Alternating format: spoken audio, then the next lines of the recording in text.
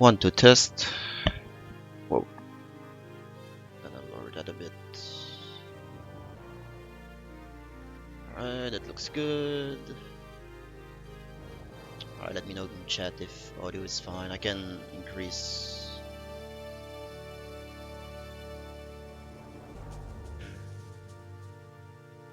Looks fine on the restream from what I hear. Alright.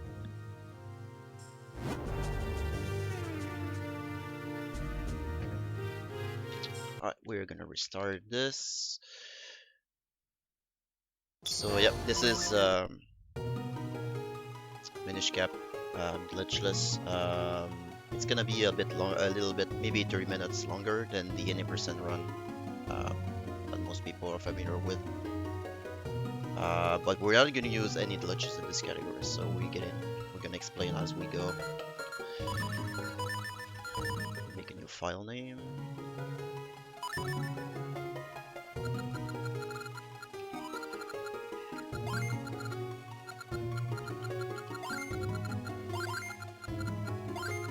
That looks fitting.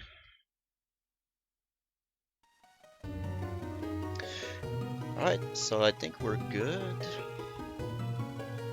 for this adventure. Double check things, alright, it's fine. Alright. Timer's working, it's fine. Alright.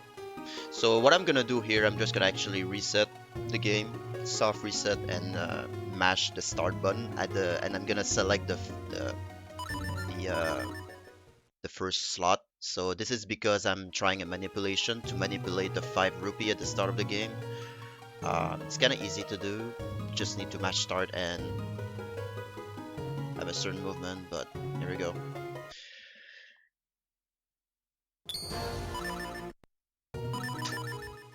Here we go. Worst case scenario, if I don't get the manipulation at the start, there's like rupees I can get along the way. So this is Minish cap. This is like kind of like the last 2D Zelda, if you don't count for Swords Adventure. That wasn't GameCube, that was released. This is like the last 2D Zelda game that Nintendo got out. And kind of wish they would do more, but unfortunately this is the last one that we have. And it's actually a pretty good game. Casually, there's a lot of stuff you can do, like end game. I don't really consider A Link Between Worlds a 2D Zelda because it's like a 2D, 2.5D. Like there's 3D elements. It's not really sprites, so this game has sprites and everything.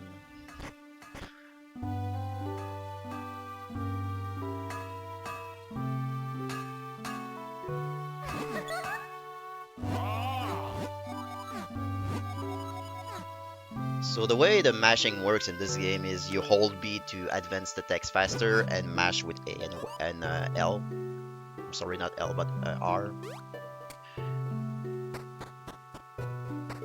So I'm gonna roll twice here, and this is for the manipulation. I'm trying to manipulate the 5 rupee from the bottom pot that's on the left here.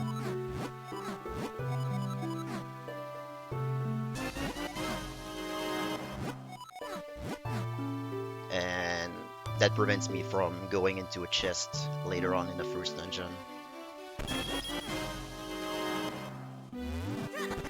And we got it.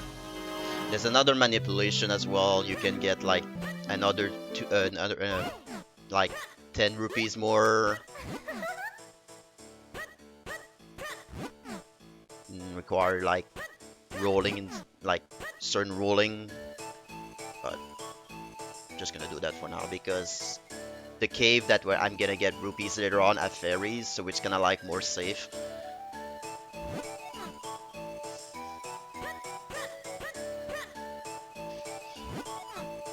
So at the start of the run, it's mostly like story triggers, like we have this fanfare with Zelda here. Like Link is not really a hero right now; he's just like a boy. Like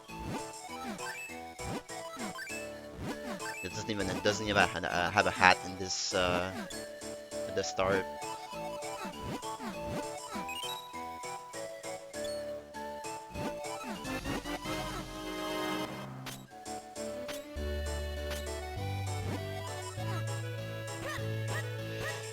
And this game is actually very movement heavy. Um, like the rolls are like you made movement, and the way you time them matters a lot during the whole run.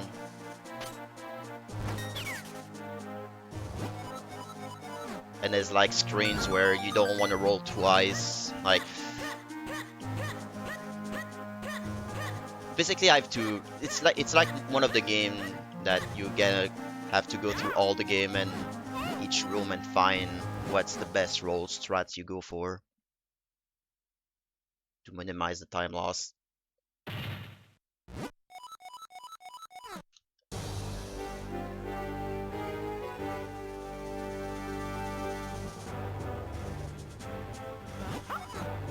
I'm playing on Japanese because it takes us faster.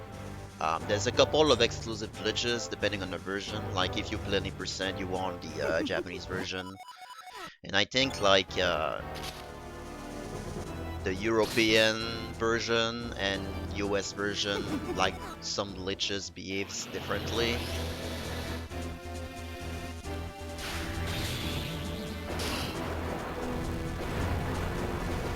But we don't really have to worry about that on this category.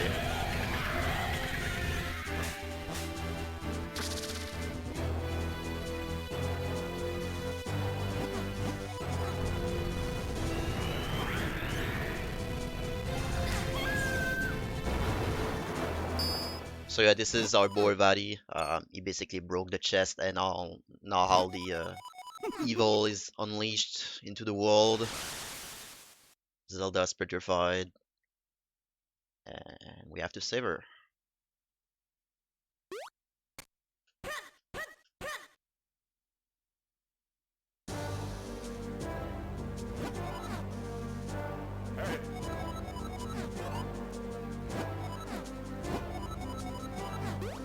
There's no master sword in this game.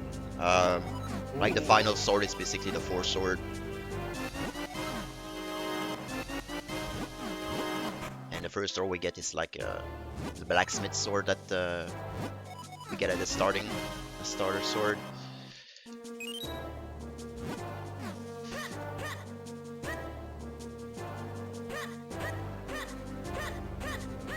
And if you look at the like, oops, the top right corner, like you can see like the shorter the text appears, the better your rolls are back because like if you see like the text flicker like a frame, you know your roll is good, your timing is good. That's kinda how you're good at movement.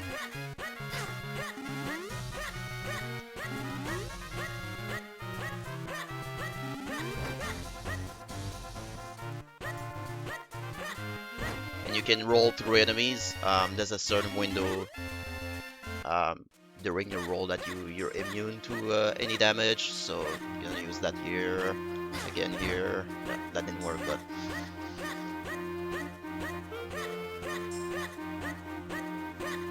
it's kind of useful sometimes because instead of killing enemies, you just roll.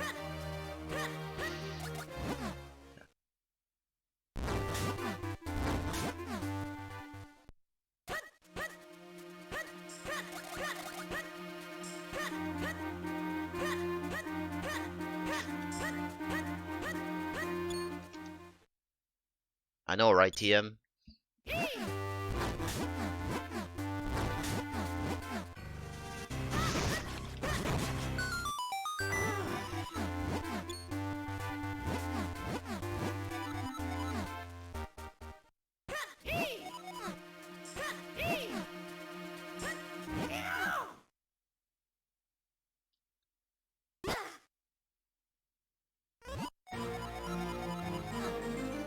So like I was saying earlier, like the mashing in this game is just basically hold B and mash A and R, which is like a button shoulder. Yeah, shoulder button.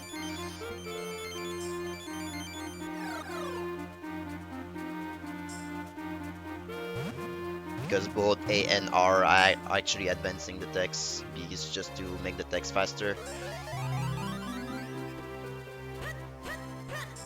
There's a way to skip, like if I get perfect movement here, which I probably don't, yeah, you can actually line into that leaf, so you don't have to wait for a cycle, but it's like requires perfect movement.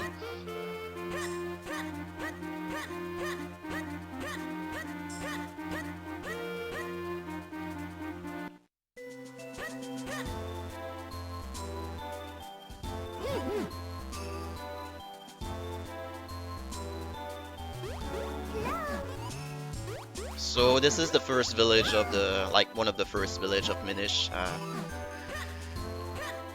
But we cannot talk to Minish language right now, so we actually need to fix that.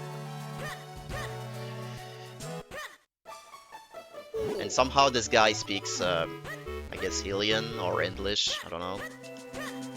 And he tells us like, if you wanna like understand the language and like talk to the Minish, you have to eat this seed. And now we learn the Minish language.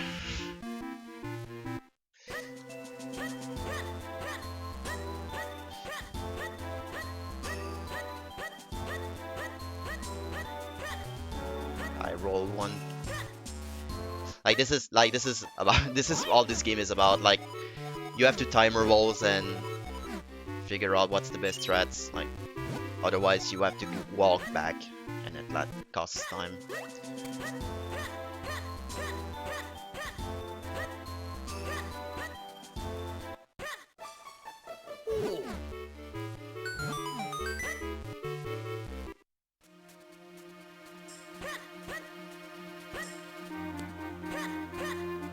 And we enter our first dungeon.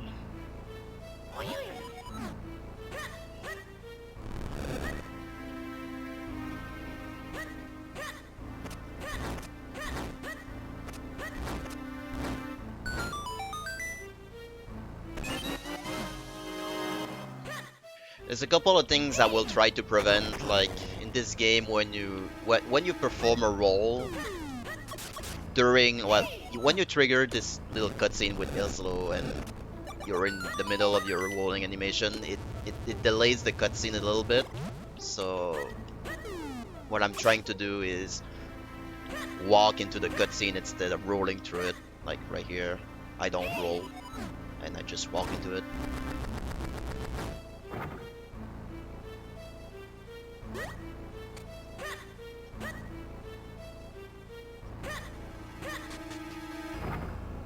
Roll to enemy here.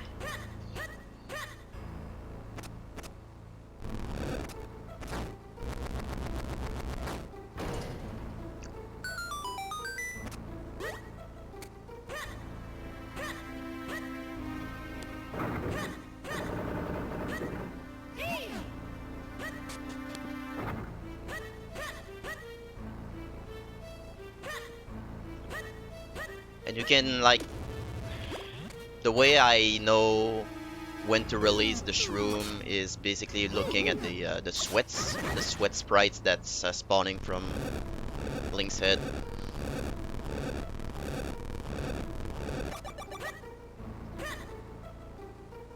And I walk into it, the cutscene again, instead of rolling. It saves a little bit of time.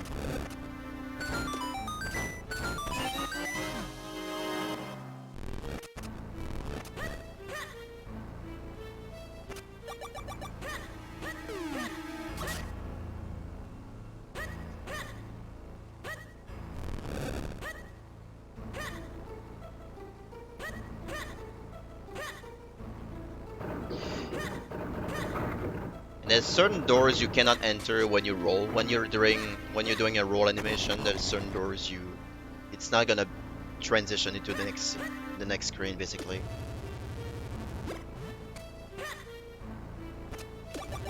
Like 3, 4 sweats. Like I just look at the sweats that's spawning from links, so to know when to release.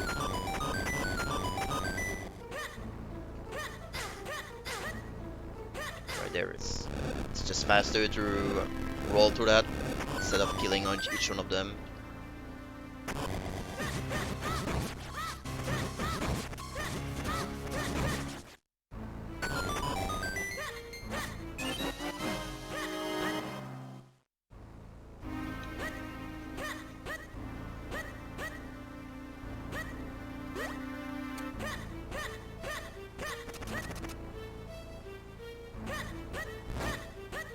Nice.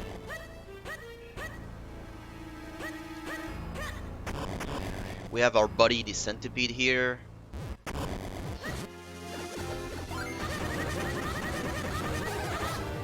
It's pretty straightforward. When it's ready, it's immune, and just need to hit the head when it's back to blue. Hit the tail.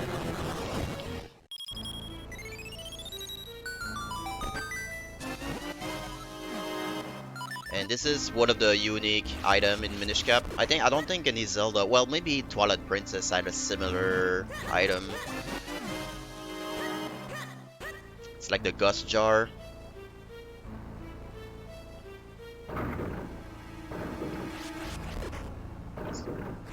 Allows to like remove that then, and like sucking that leaf into us. There's other utilization as well, like defeating bosses, and it can be used to grab the mushroom that we saw earlier. You can pull the mushroom towards us.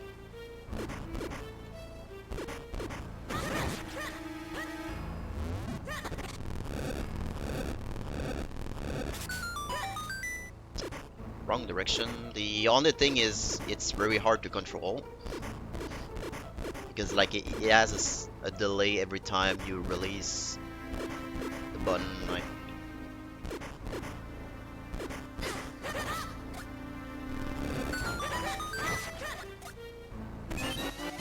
and kind of like LTTP, the enemies, the regular enemies, has a lot of RNG. Like this fly that we just killed.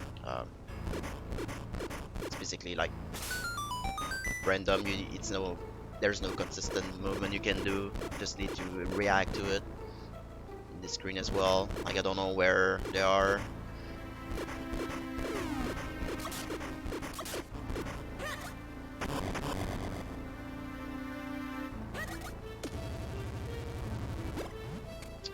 And this is another use of the jar as well. Like you pull the at this direction. You pull the mushroom towards you, and allows us to cross gaps.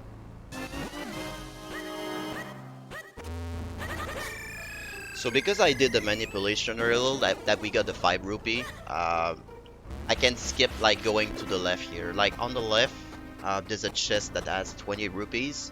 If you don't do the manipulation, you can actually grab that, but we don't, because we got the money earlier, so we can skip it. Actually saves a lot of time.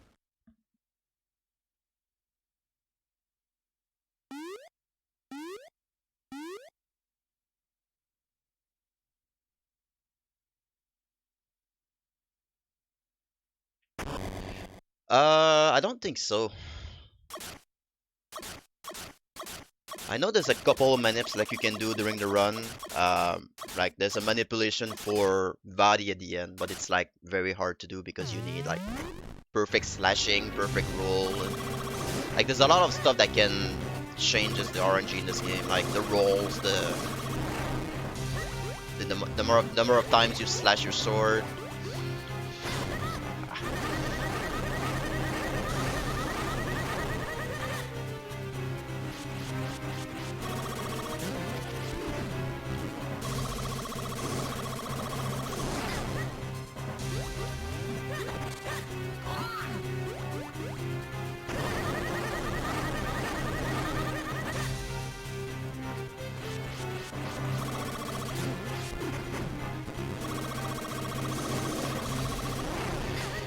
So this boss, the first time he like the first time he faces, like, I saw that he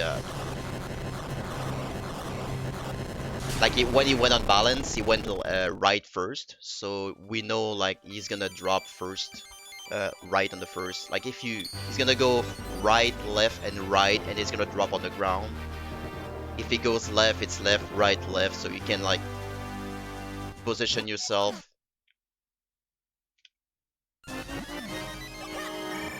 And bait where he's gonna drop. Otherwise, it's like he has to go back one more time.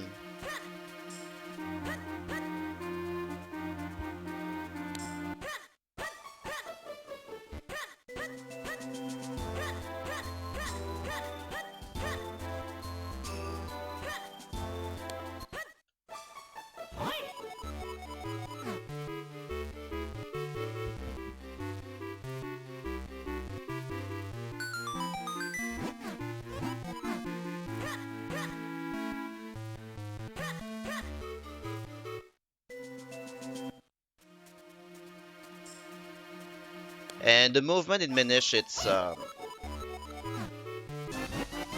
kind of similar to what Link, like regular Link does, but like if you move diagonal, it's faster. Like if you move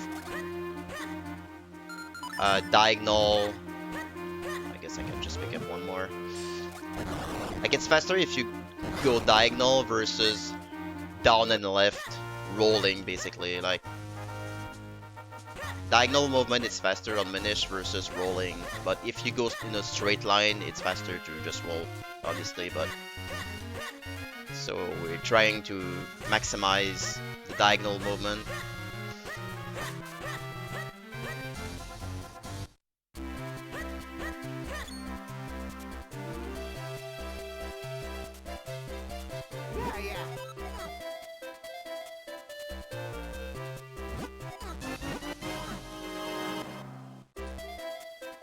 So this is like a tutorial for the Kinstones fusion, but we're not gonna do that. We're gonna save and quit and respawn at the start here. The only thing is that Kinstone fuse is like it's now impossible to get anymore, but we don't really need that for that category.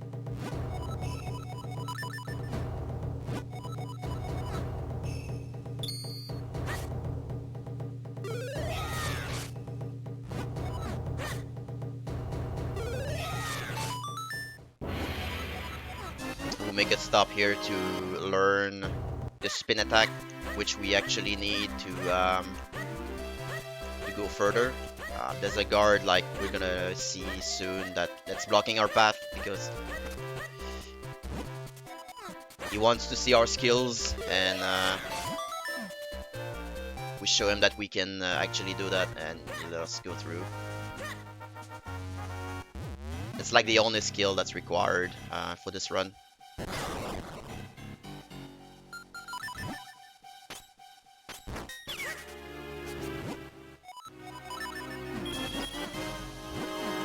So we needed 20 rupees here to get the bottle, which is required. Fortunately, like it's required, and it also it helps the run, like because we can pick up fairies. So it's like a win-win.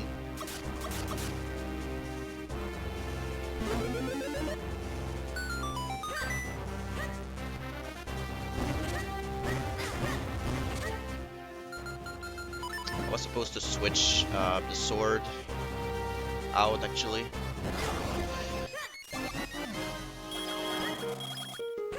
So if you do there's another manipulation you can do at the start of the run that will skip going to that cave.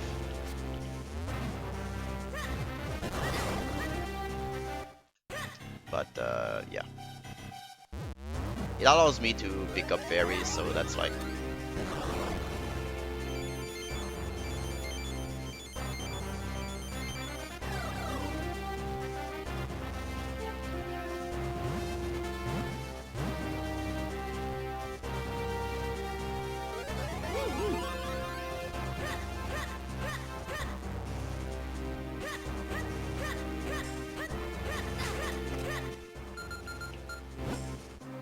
That was actually the menu was supposed to be like. I forgot to switch the sword out. Menuing is actually a big deal in this game. Well, it's a big deal. I would say it adds convenience because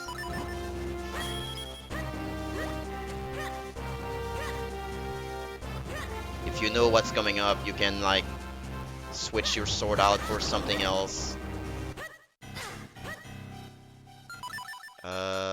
This and this, because I need the water soon, and I need the jar for passing through that as well. Walking into that cutscene again instead of rolling. Same thing here.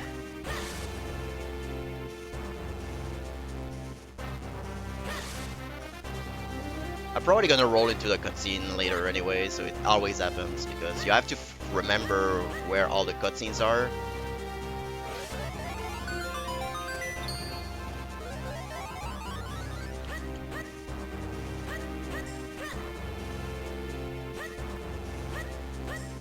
So I'm going in on the left here because you can go straight to the exit and instead of zigzagging through the woods, the branches. And just, yeah. You can kill these guys if you want. But yeah, it's RNG, so whatever.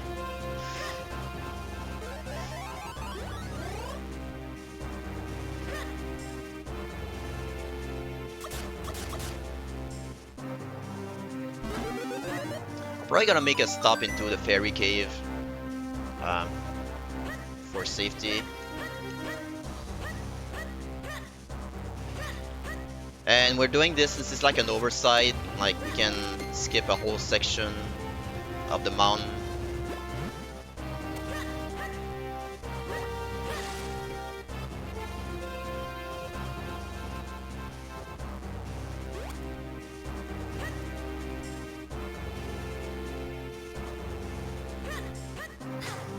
So we have 40 rupees right now, which is good because this is exactly what we need to get this item right here. It allows us to climb rocks.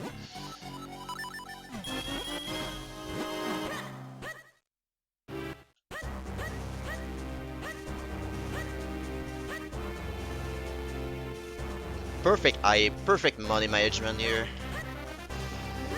So yeah, I'm gonna actually blow up this wall.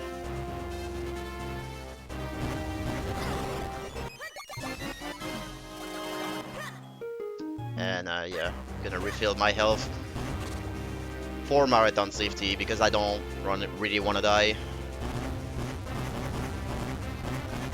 And these boulders do have a hard damage.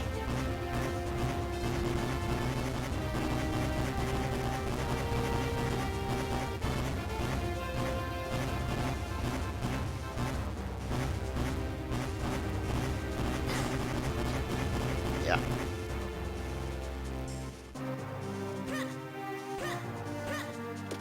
See if I can skip. Alright. Yeah, I guess in this game they're meatballs and not cabbages.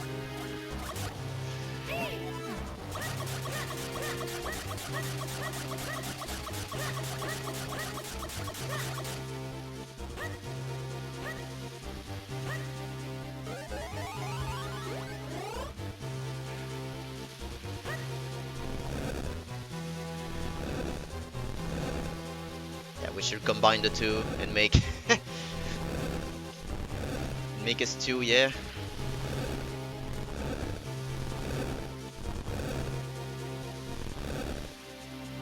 Well, this game is like a combination of the previous games. Like there's some elements from OOT and ALTTP, like the previous Zeldas.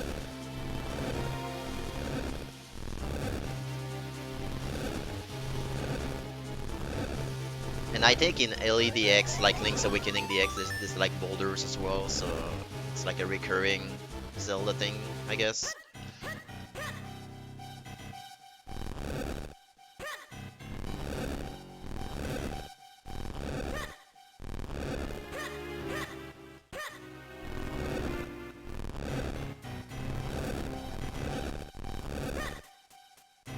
Yeah, the rain song is from Alien DP, I believe. Doo-doo-doo-doo.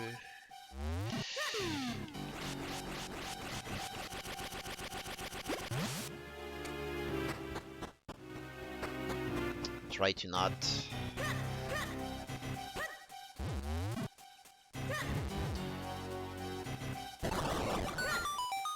Gonna pick a 20 here.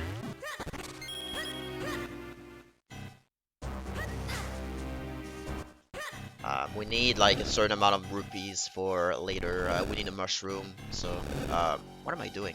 Let's reset this.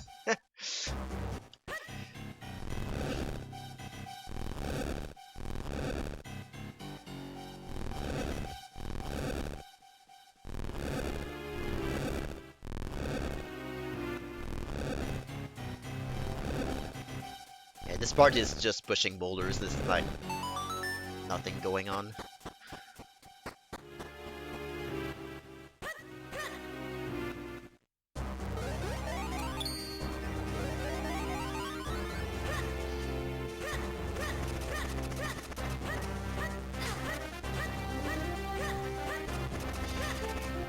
We enter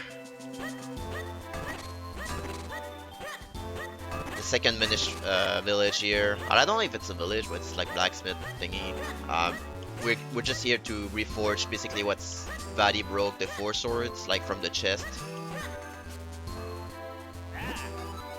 And it takes time to do that, so while the blacksmith is reforging our sword, gonna do some exploration.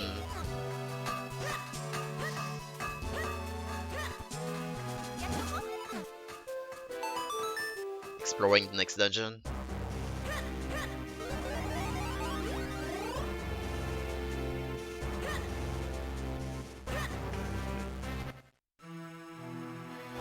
I don't have a bomb, but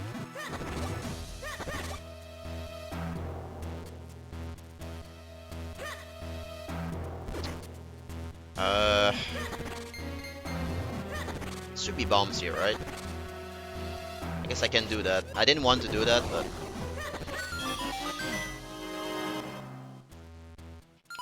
I'm gonna have bombs later on anyway. Like right there, I rolled into the cutscene and it was slow. Like that's just because I forget.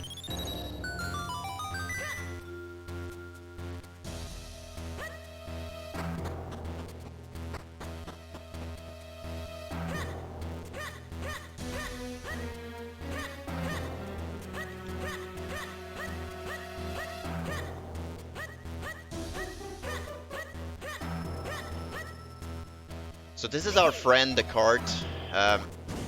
It's going super fast. Like when Capcom developed the game, the Game Boy Color games, like the Oracle games,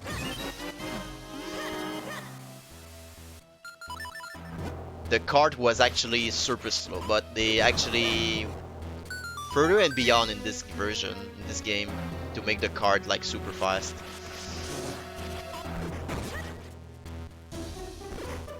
I don't have the sword.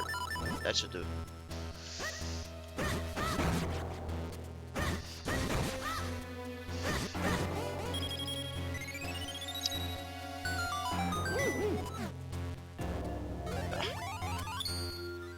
Yeah, I gotta go fast. Like, if you look at the Oracle games, like, the cart is actually super slow. Like,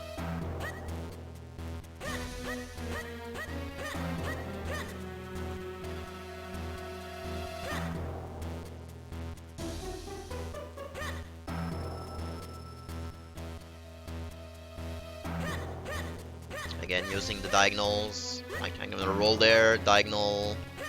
It's faster. This rolling compared to rolling down and right.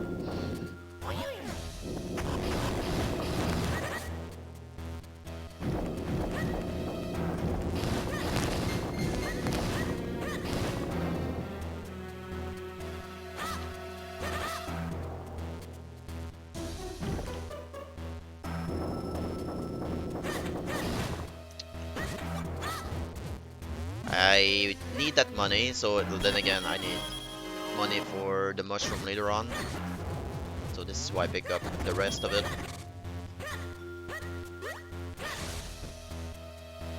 And we actually don't need money for the rest of the run. It's like there's like two things required to beat the game, like the bracelets that allows us to climb walls that we got earlier, and the mushroom that we'll see later.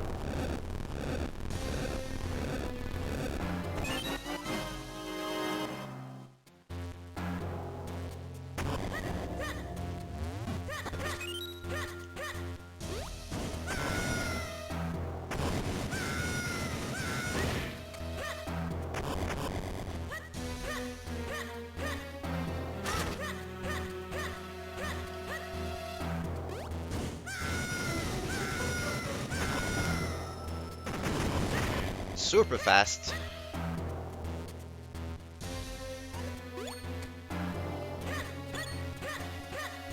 So I'm gonna try to get a quick kill here, no guarantee because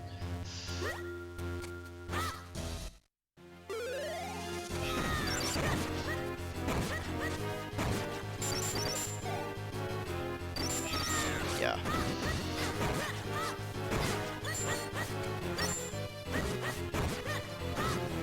There's actually a strat where you can like make this room faster, this battle faster.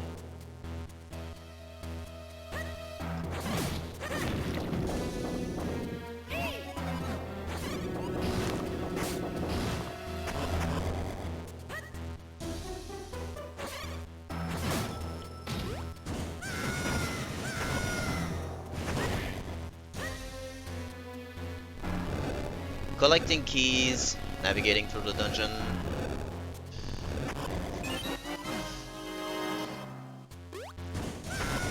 So we got the cane. This cane is actually pretty good. It's like unique in the Zelda franchise, I think. Oops.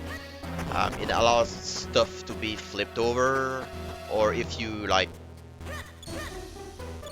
target into like a hole, it's gonna be able to make you jump into the air.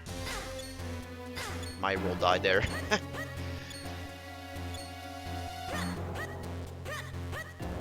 And it's useful for certain bosses. I don't think any Zelda game has that cane other than Minish Cap.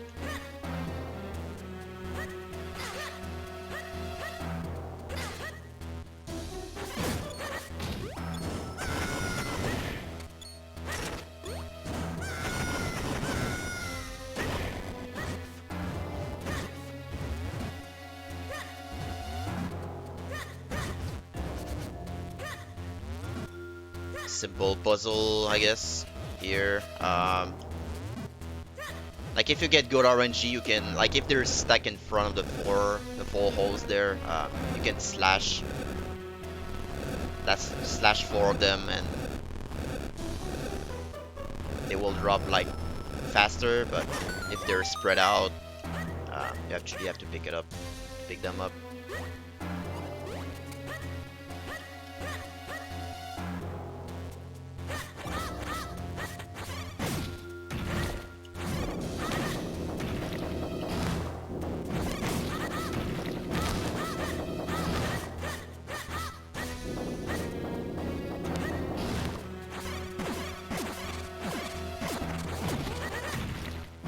This spot always contains a heart.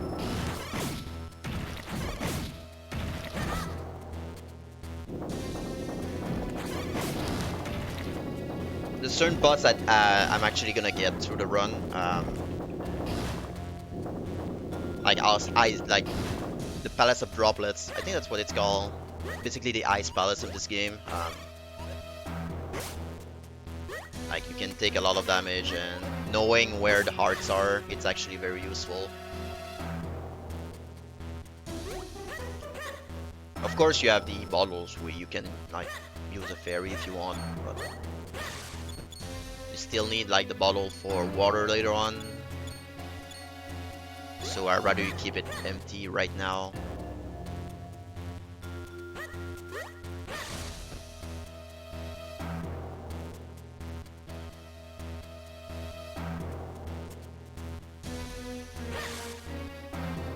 And this room is actually kind of like based on the timer because there's a platform at the end that's going up and down, and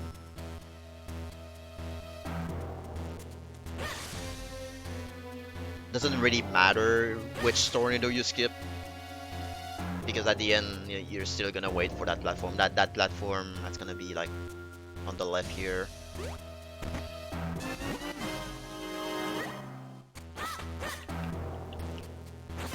So I can maybe skip like one tornado, but I would have waited for that platform anyway, so it doesn't matter.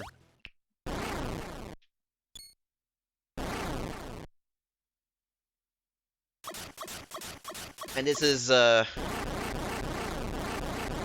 Trinix with one nick.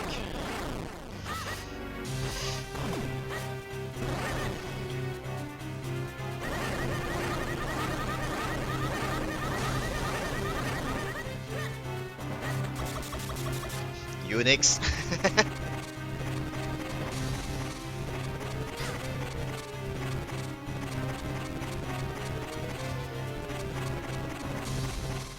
Pretty straightforward. You just need to hit the back like 8 times twice. It's like 3 cycles.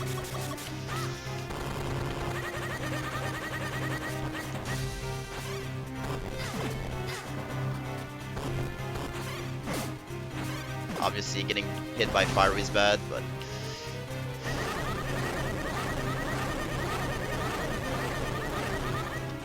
and these fire has a chance to spawn health.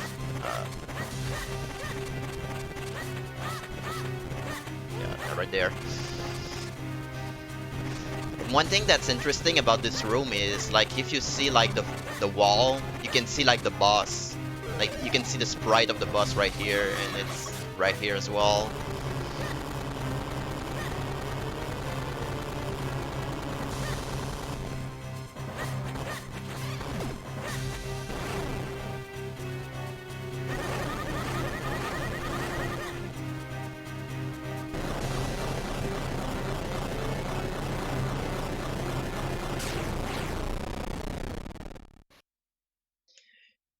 We vanquished Unix.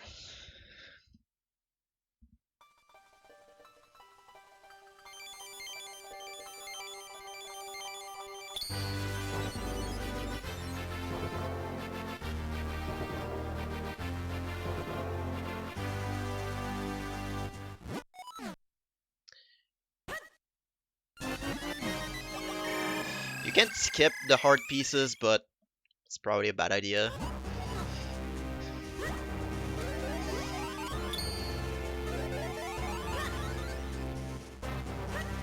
Useful for some 3 hard challenges though. And we got a sword.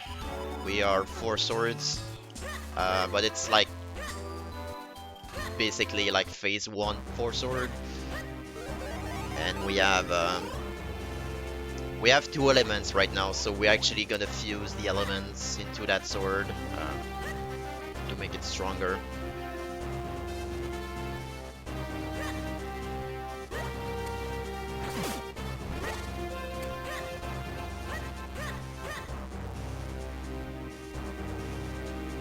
So we have to go back to the Arul Castle. Basically, there's a sanctuary hidden there.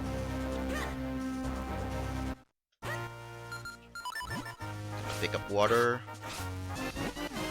because we'll need it later.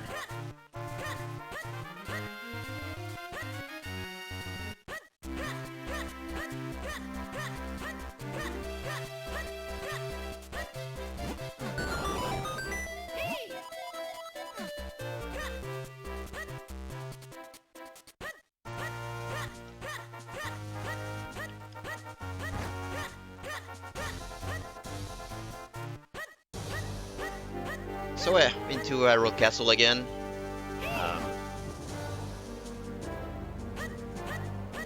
Like right now, the 4 sword doesn't have any effects, so the unique ability for the 4 sword is to actually spawn like doubles of links.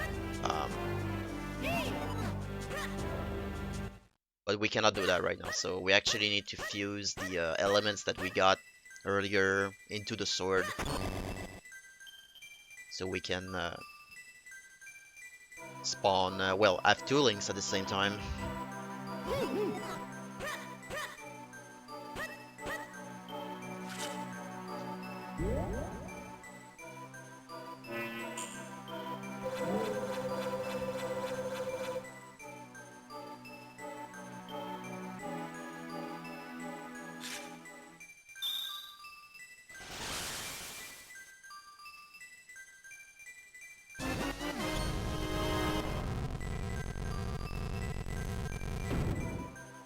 And this is kind of like a tutorial. It's like, hey, you can hold your sword out and land on these platforms, and magic happens.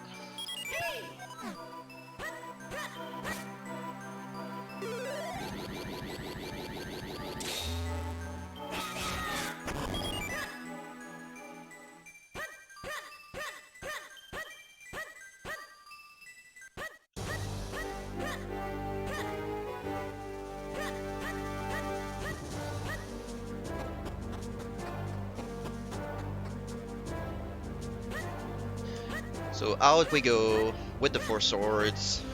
Everything's happy, everything's fine.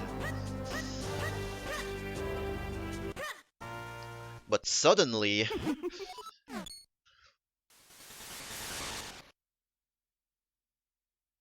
it's our boy, Buddy.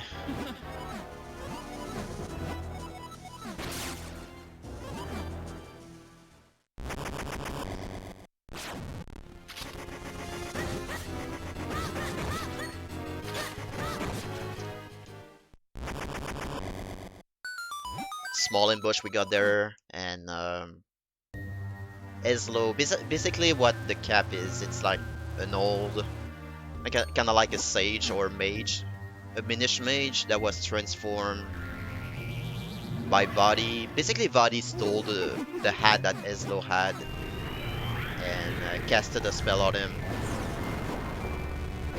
and Vadi became a hat.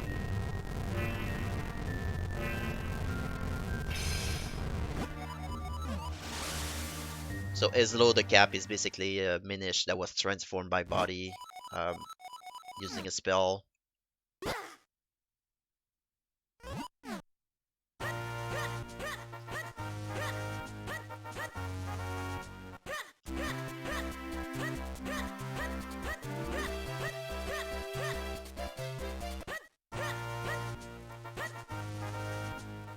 So now that we have the four swords, we can actually go further in this cave.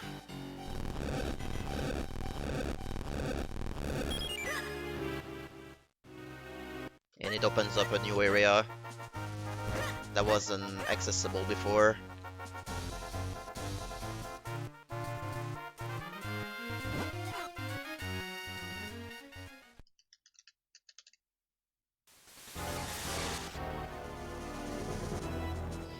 And we have our boy Buddy again, uh, going into the Hyrule Castle and basically corrupting the mind of the king.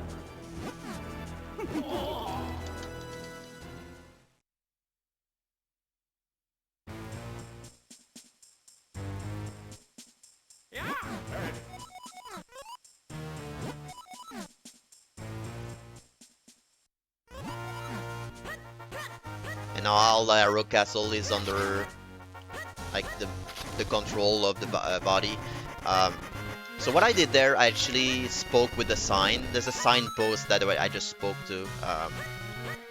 The reason I talked to that is because it triggers basically me getting the Pegasus boots. Like if I go, like I go into that shop, and if I don't talk to the signpost, that cutscene never happens. But there's like a couple of triggers that we can do to make the story advance. Like either talk to that signpost, go into the swamp, and there's like another cutscene in the swamp as well that you can trigger to that basically unlocks this side, not side quest, but this quest. Obviously, taking to the signpost, it's faster, so I don't actually have to enter the swamp.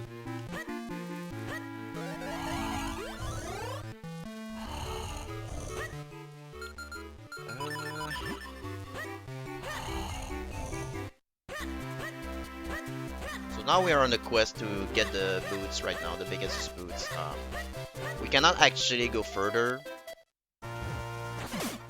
in the story without them because the swamp has this mechanic where you actually need to dash into the water, sorry.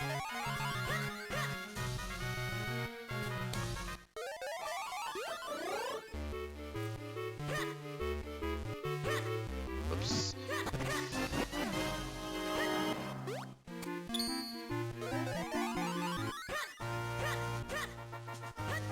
So the guy who has the biggest boost right now is asleep. So we have to find a way to wake him up.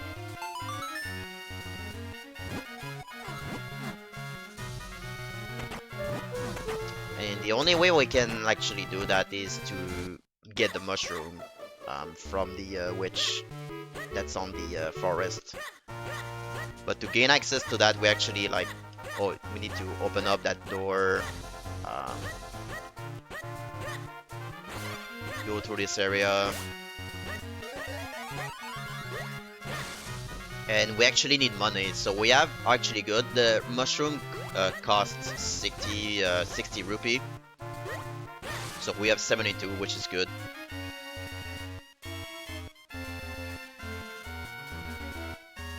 Guess I'm gonna move outside a little bit.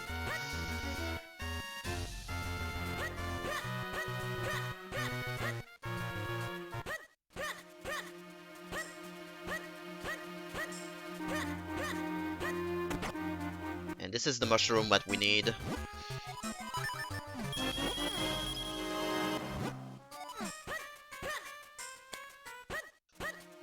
So we don't actually need money for the rest of the game. Everything that's required is already bought. So we don't have to worry about money anymore.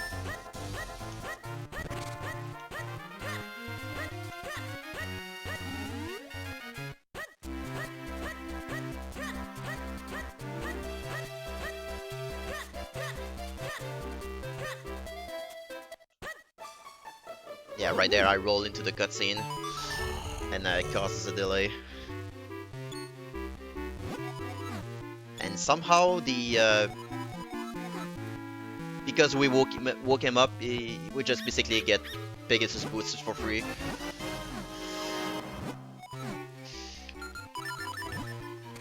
And off we go.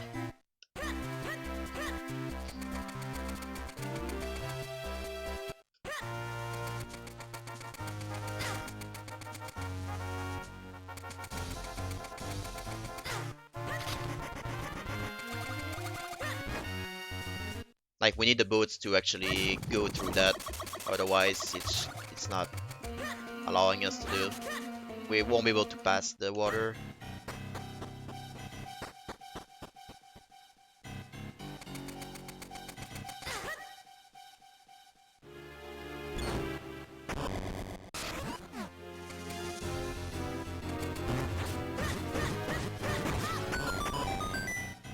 So I got the good RNG here. There's like 2 RNGs he can give me. He can either slash his sword or dash into me. Dashing is obviously better because I can just bonk and one cycle him.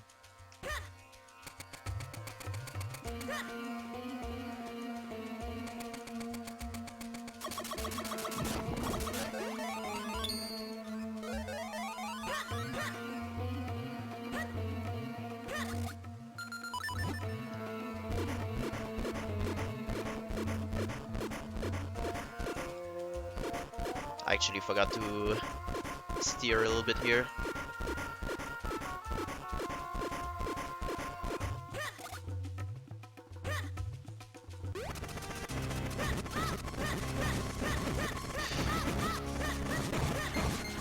Oh, actually good RNG. Like, those enemies are RNG hell.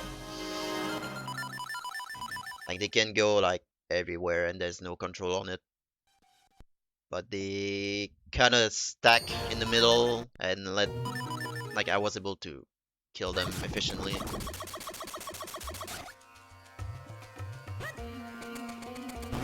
Oops.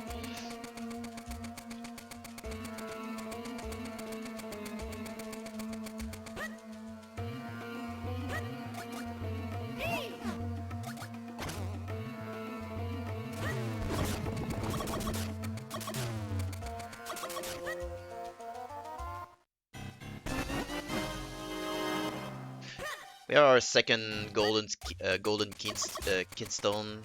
We need a third one, so we're gonna work on that.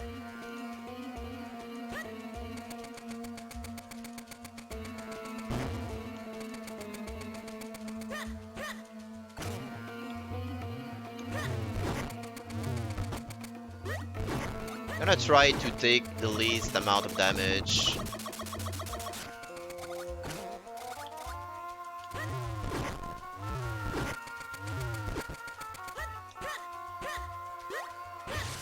Yeah, I missed fence dash. Like there's a like if you're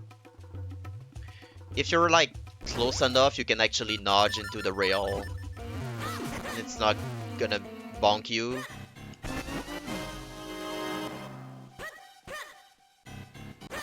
But yeah, I was too far to the left, so I bonked.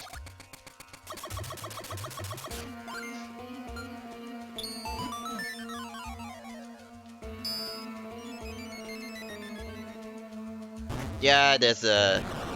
I guess you can call it that. Because you're not like where I bonk, you're not supposed to bonk there. You can like slide on the fence and move on.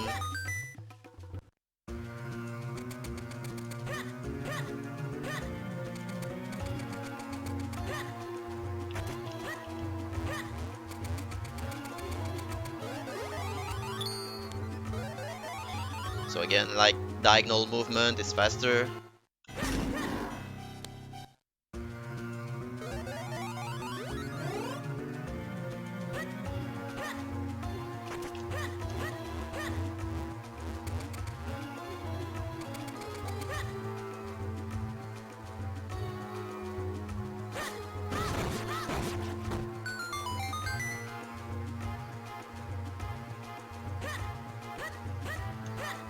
Yeah, the music in this game is actually pretty good.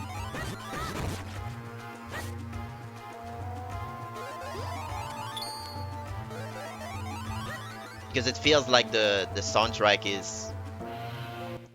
Like it's not a remix or from an SNES game, like they actually consider the hardware limitation, I would say. So they made the music appealing for what the hardware was able to provide.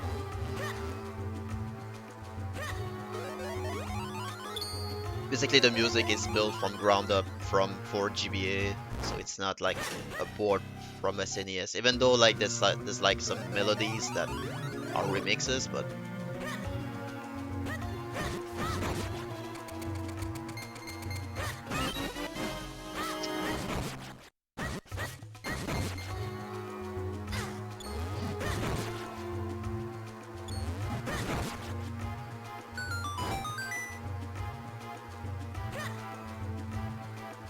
and into we go. I rolled too deep there.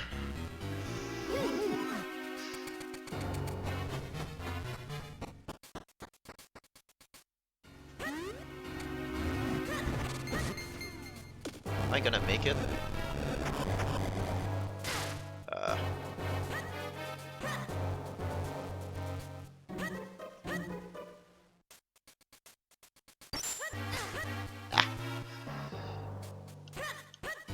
Fortunately, there's like a lot of health you can pick up there on this dungeon, so...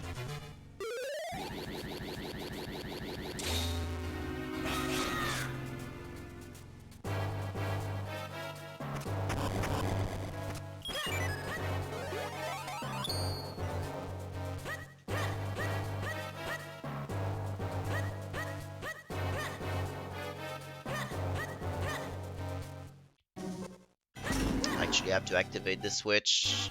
This, I guess that's a robot, like a Dark Nut robot. I don't know.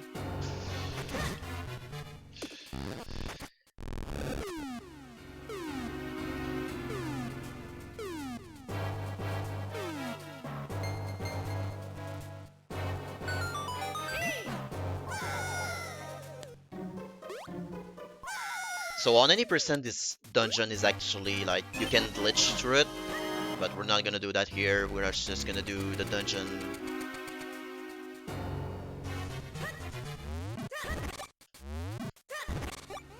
Intended, I would say.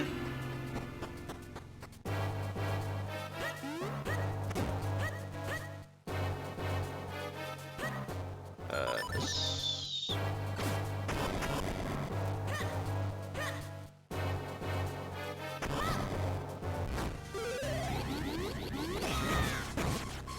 Almost.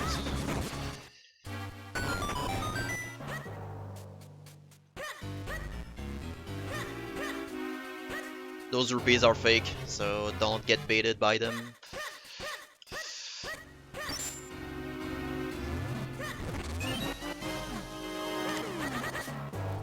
They're actually like likes that drains your rupees.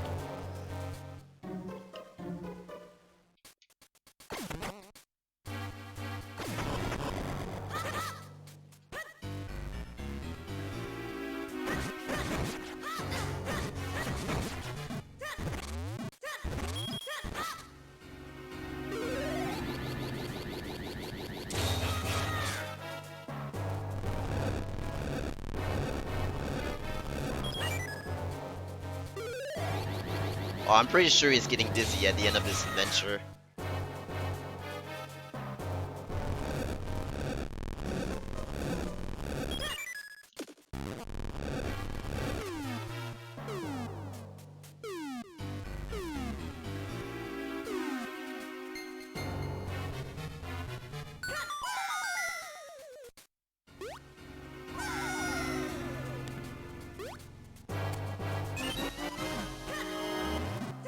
I'm gonna pick up these hearts just for marathon safety.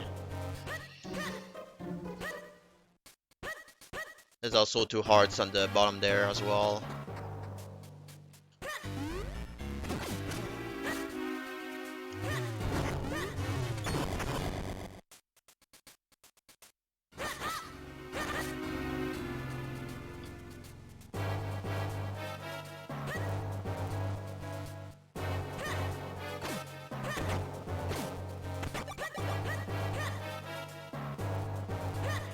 And we have another Dark Nut here.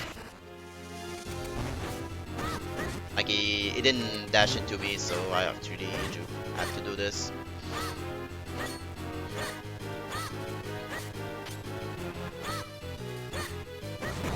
Impossible.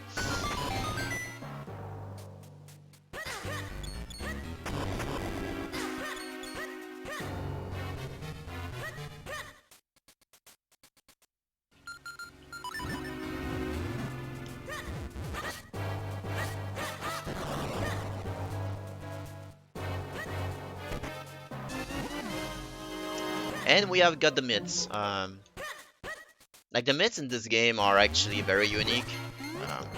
They kind of like act like a shovel plus. They kind of like act as a shovel, but in more an interesting way than a shovel. It's hard. It's hard to explain, but we'll see.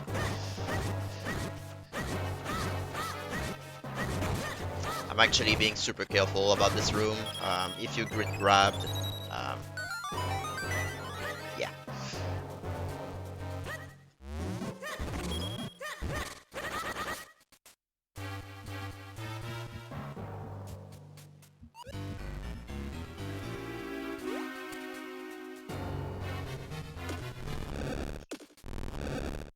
This.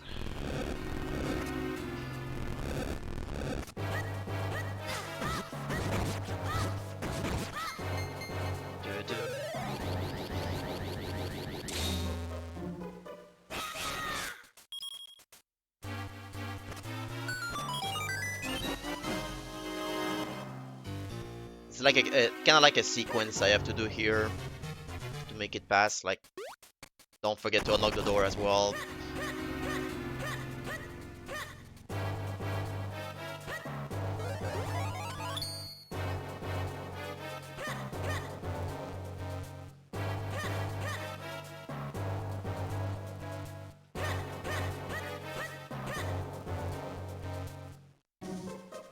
And you can actually damage boost through them, but I'm being careful.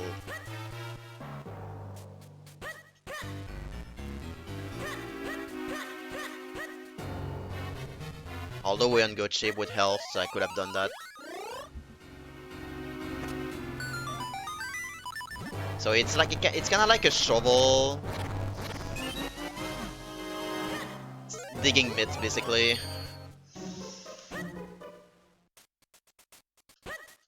I think Zelda Twilight Princess has the equivalent, but I'm not entirely sure.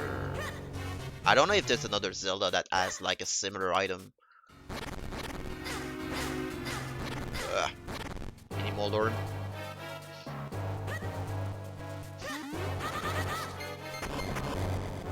It might be Skyward Sword, yeah. Actually, I think it is.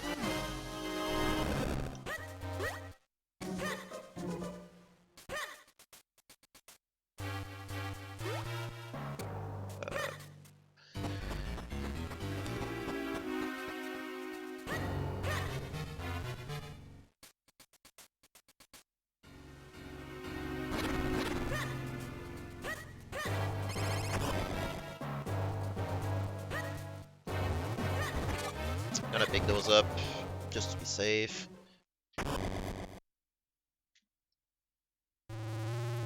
No, I think you're right. I think it's Skyward Sword.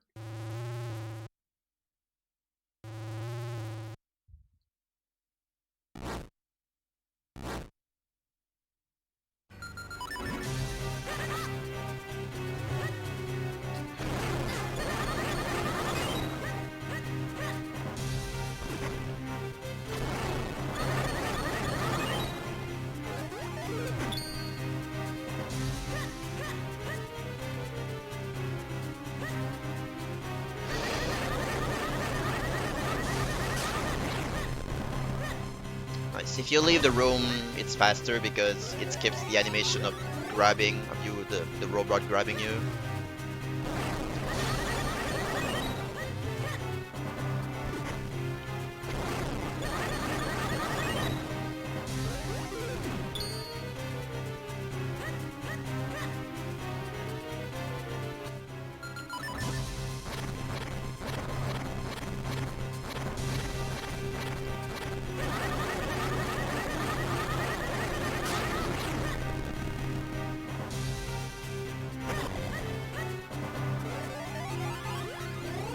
Just need 3 cycles like that and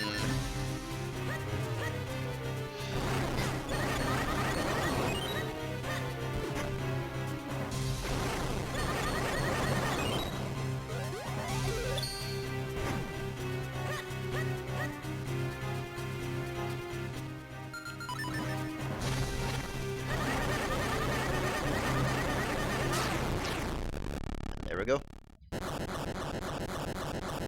This boss is actually fun to do.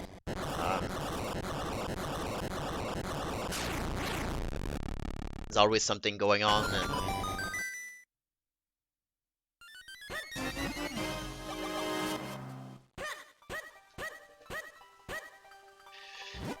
but unfortunately this dungeon doesn't have an element.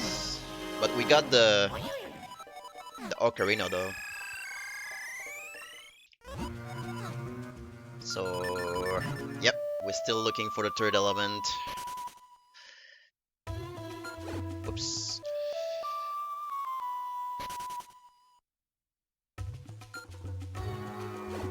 I actually, I second guessed myself. I was like, which button is the correct one?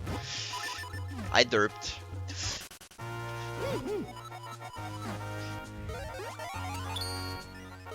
Yeah, and we got the ocarina. Like, the ocarina, it's basically what causes the game to be broken in any percent.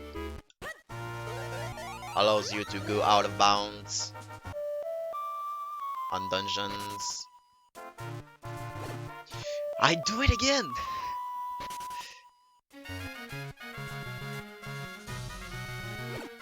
I swear to God, I'm derping so hard right now. I swear to God. Wow, okay.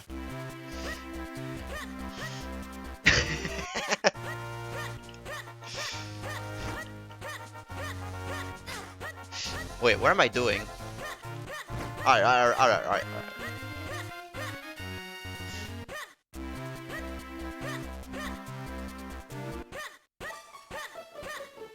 Alright, we're back on track. That was just me derping right now. Alright, we're back, we're back.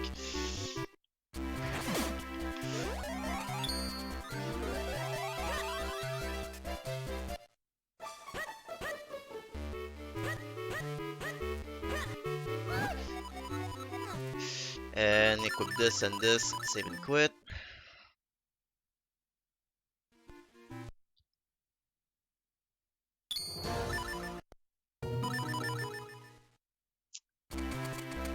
Interesting positioning. Yeah, we're actually gonna go on a quest to retrieve books right now. Because we need the flippers.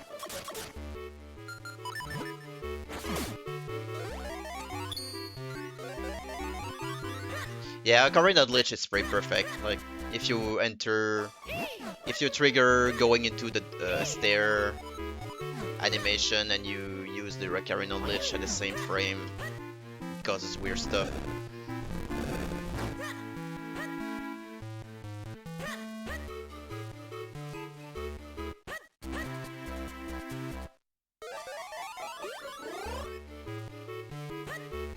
But you can retry it again over and over, so...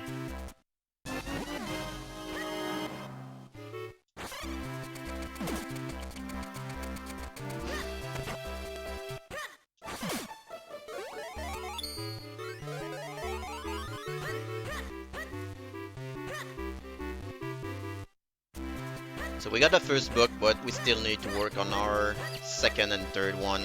There's 3 books we need to get. And we need to talk to this dog because it's blocking the path. And we're like, hey, you're blocking the path. Can you move out? And he was like, okay. So now he's gonna move back and forth.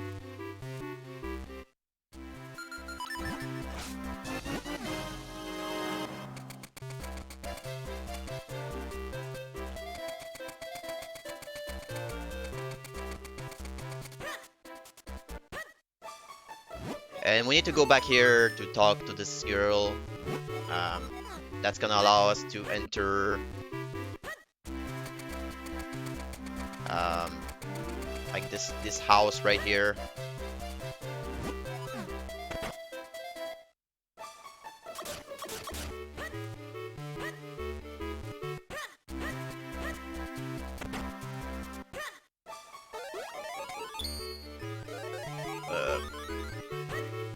This way.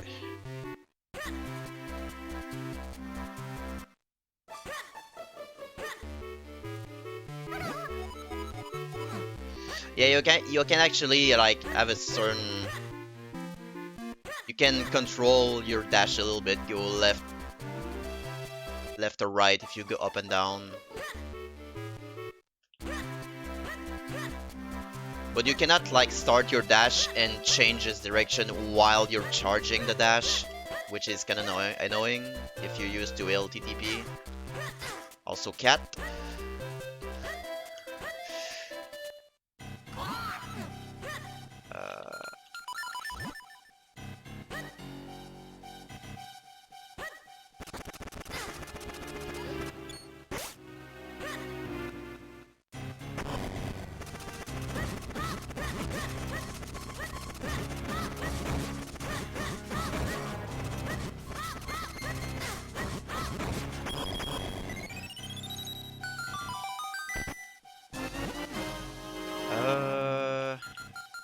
I actually don't remember the menu here.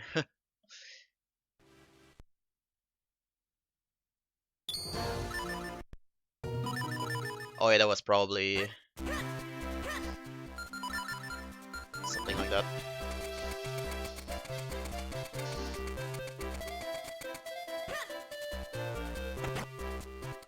Oh, wait.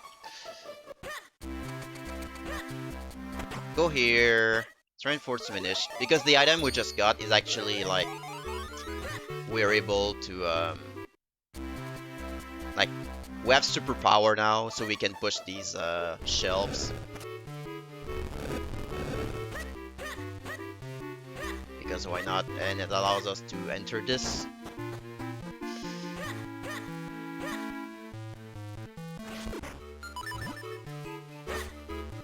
So we can gain access to the second book.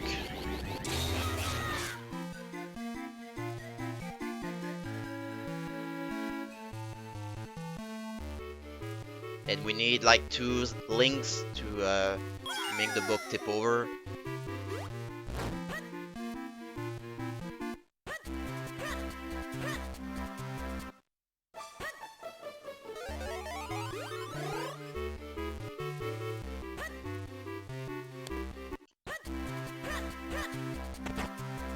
And we have the second book.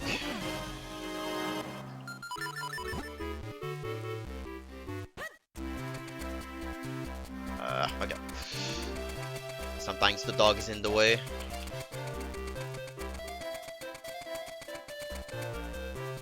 So yeah, you can like control yourself while dashing a little bit.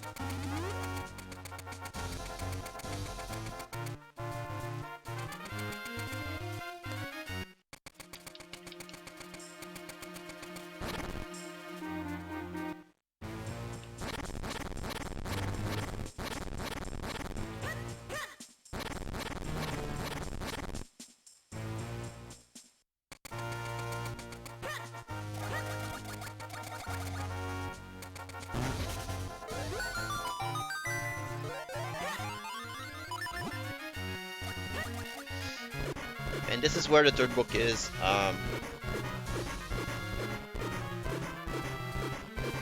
Like if you go back to the library, it tells you like there's a couple of NPCs you can talk to that gives you clues where the third book is, but since we already know where it is, so this and this, save and quit.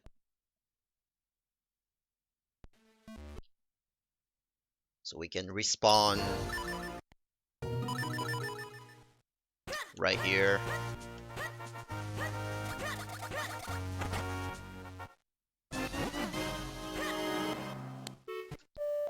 And back to the town we go. Hey, I pressed the good button this time.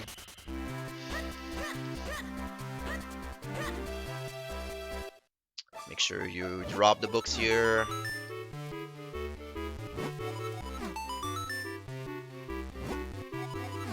Yeah, save and quit.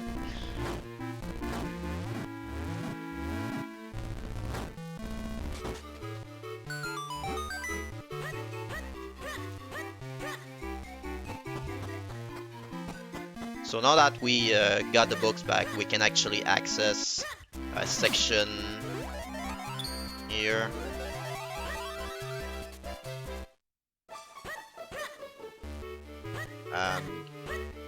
That's gonna allow us to talk to like an elder Minish that's living here.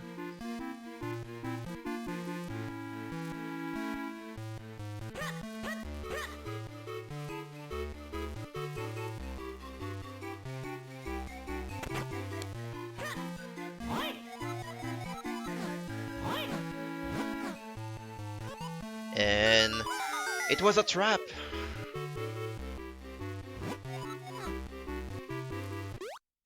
So we're in this cave here, but fortunately this is where we want to go, because this there's a chest here that we grabbing that's giving us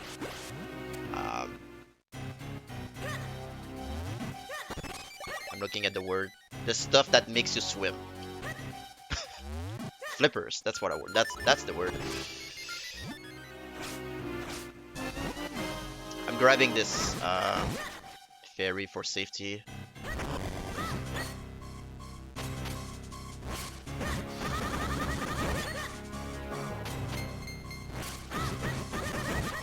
Nice. That was a good room, actually.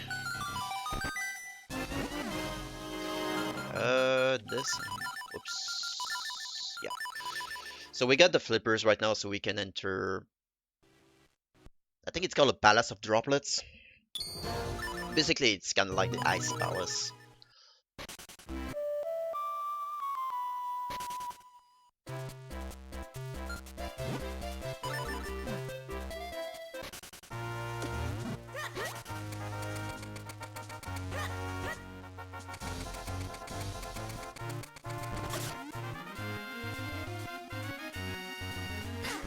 Ow. And in we go.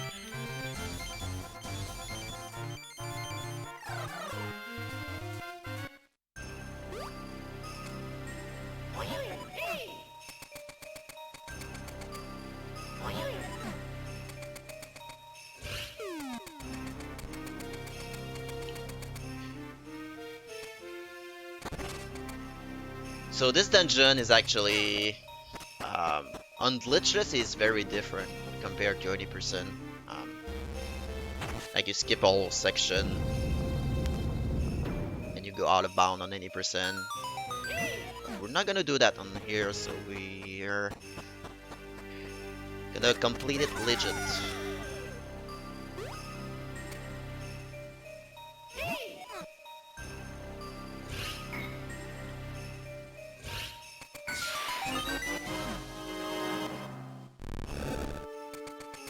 And the boats in this dungeon are actually super helpful to be able to control your character on the ice.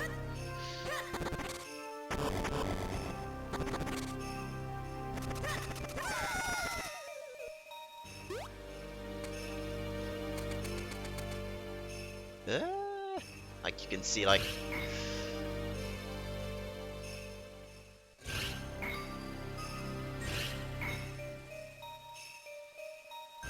you need to make sure to not slide too far.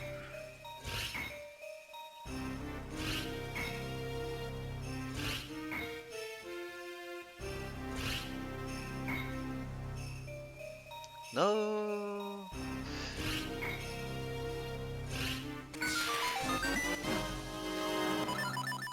Save and quit out of this because it's faster, so it's gonna respawn us at the entrance.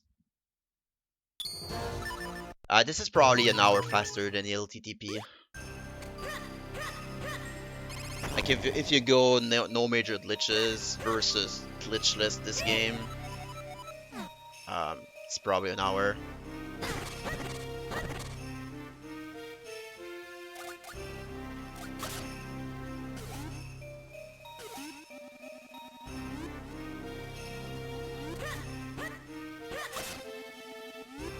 Which is surprising for a 2D game actually, like for a 2D Zelda, like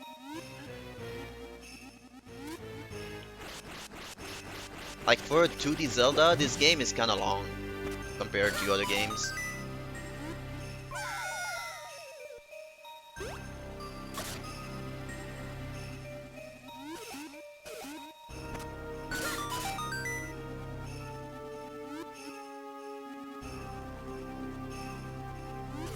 Whoops.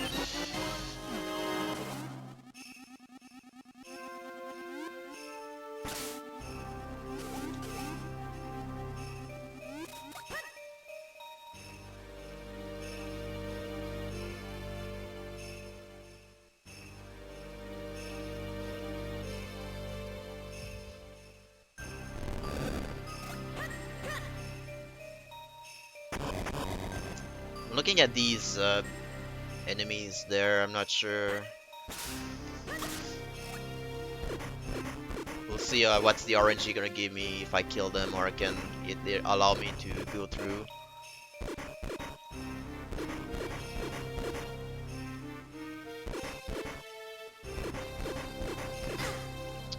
Oh, that works.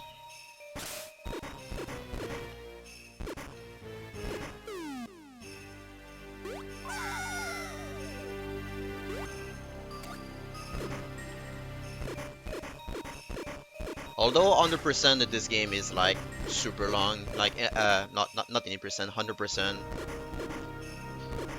because you need to fuse all the stones. It's like 5 hours something.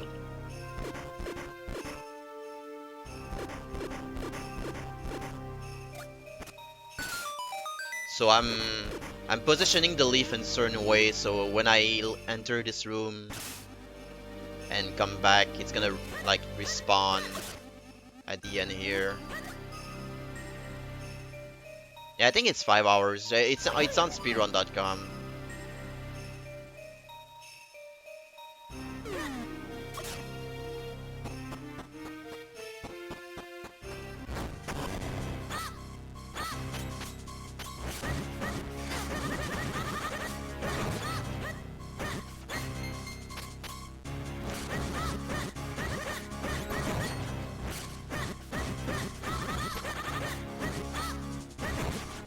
Alright.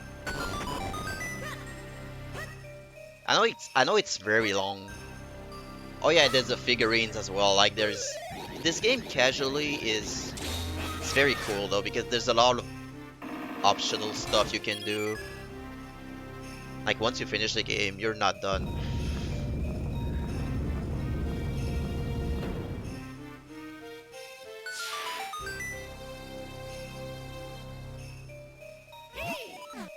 I'm actually gonna grab these health here. So this is the part on any percent you don't do. This whole section here.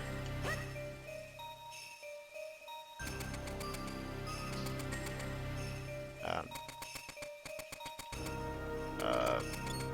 press the direction. And this is why the boats are amazing on ice.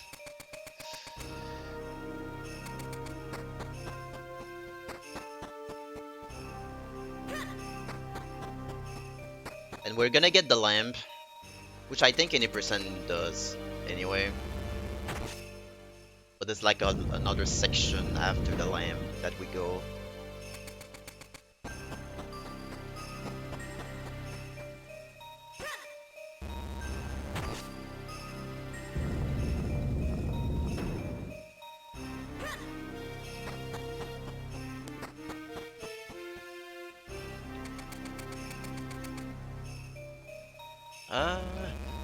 Again, using the boots to just have better control of Link.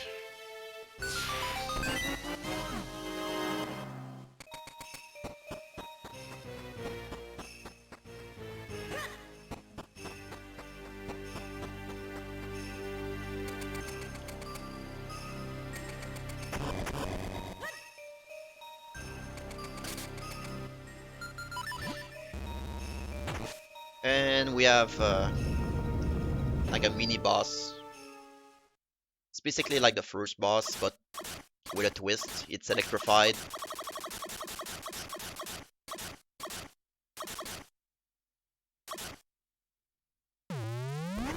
So I won't be able to kill him as fast, but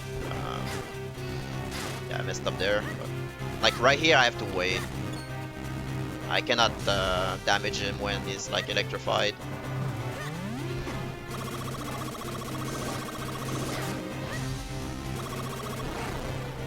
Again, it's gonna go left first, so I'm positioning myself on the left so he can like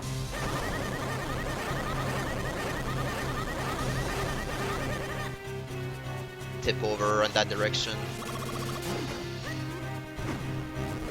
Yeah, right here I have to wait.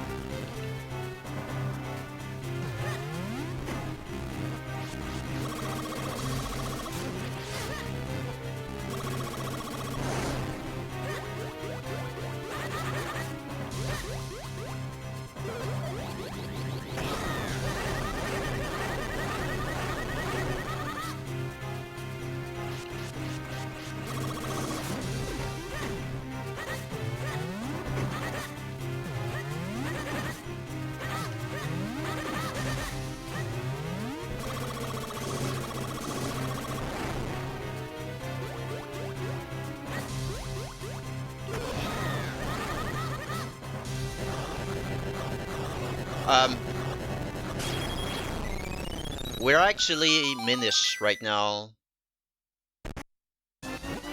so everything's big.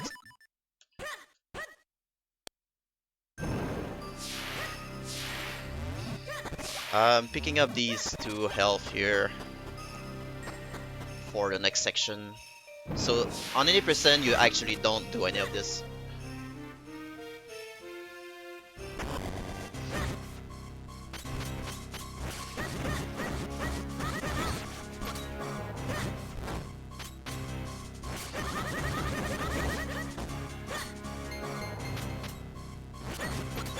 Ah, there we go. And this room is hell. Like,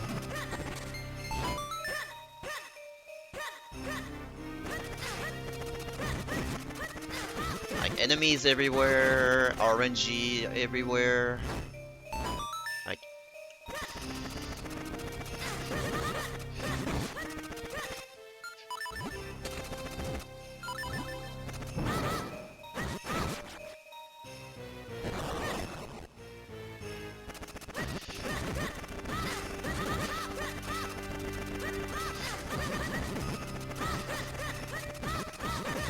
as you can see, they're like super random.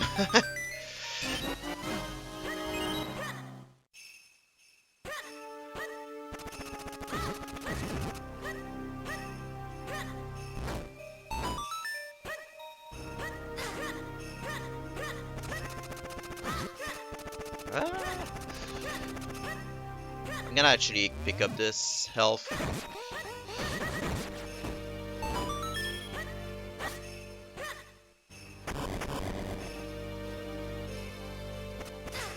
Ah!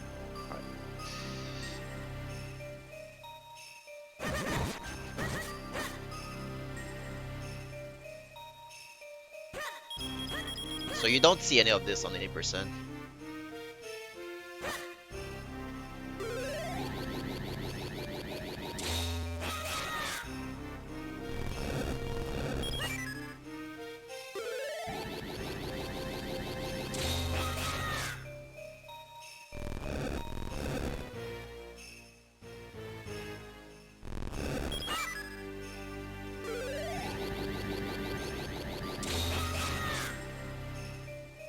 Oh boy, that was close.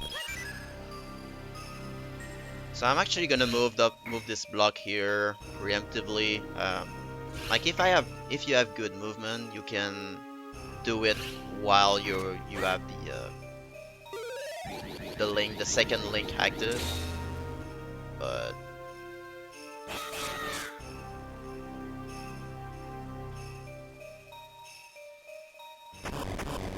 you basically like push it while you're in that state, and you wait here, see what's the RNG.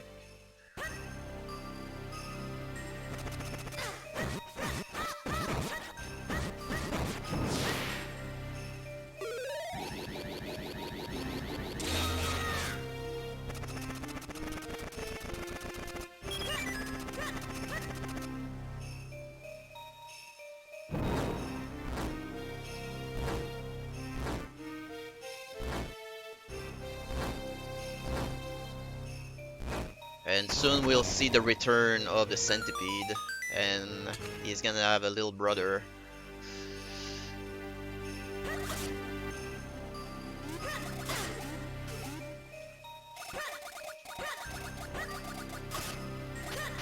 Ah! Da-da-da-da.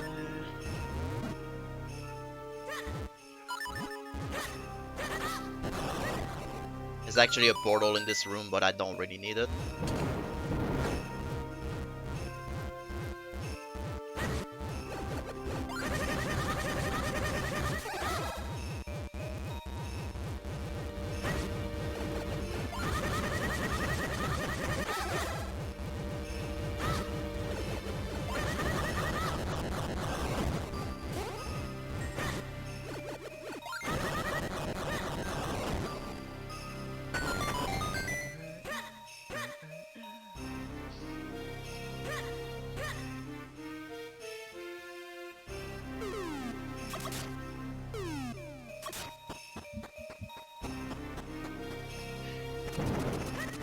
Oh yeah.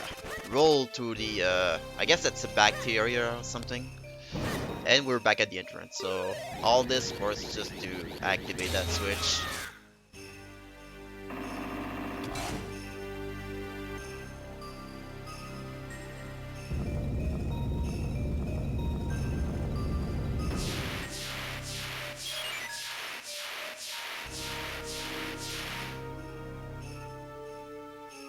And we freed the third element.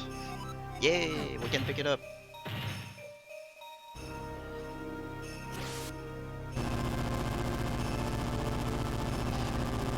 But unfortunately, our friend Dioptera stole it, so we have to fight him.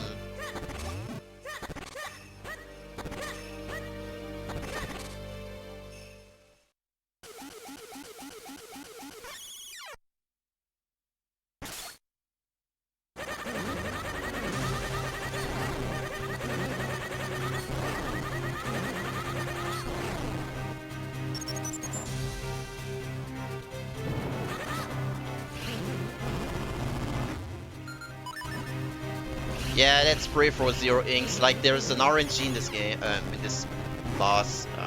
Like, the first phase and second phase, they're always the same.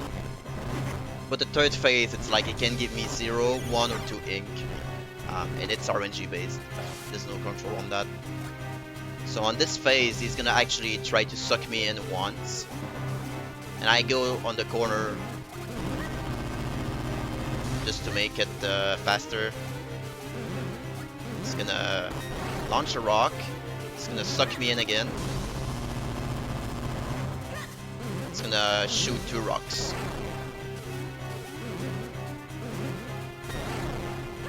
And that phase is always the same. So the third phase is where it's random.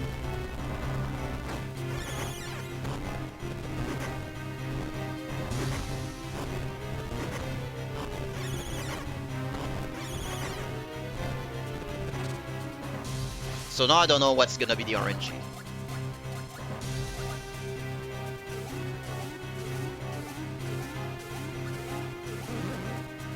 Yep.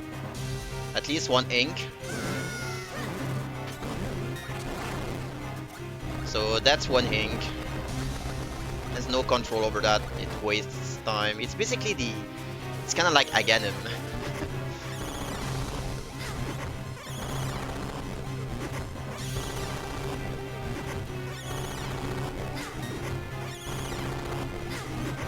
Alright, let's see what he's gonna give me. Hey!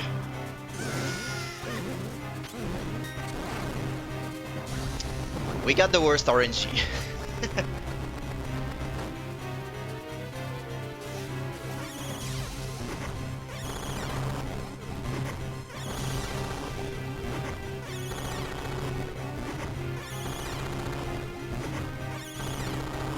I actually don't know if it's gonna suck me in or throw a rock here. Okay, it's gonna throw a rock.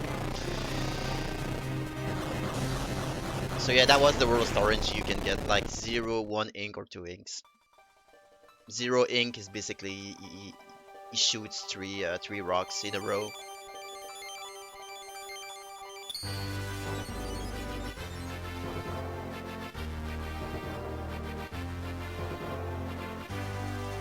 Oh yeah, marathon lock, I guess.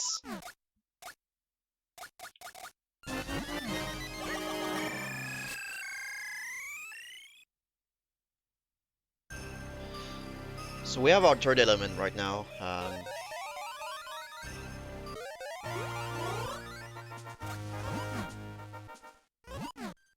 And what that means is we need to reforge our sword again.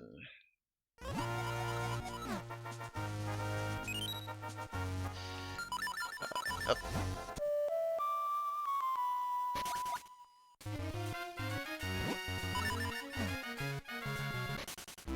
So that we can have 3 links instead of 2. Unfortunately, right now the castle is guarded by... Well, it's guarded by guards, but the guards are so blind that if you're just going fast, they're not gonna be able to see you.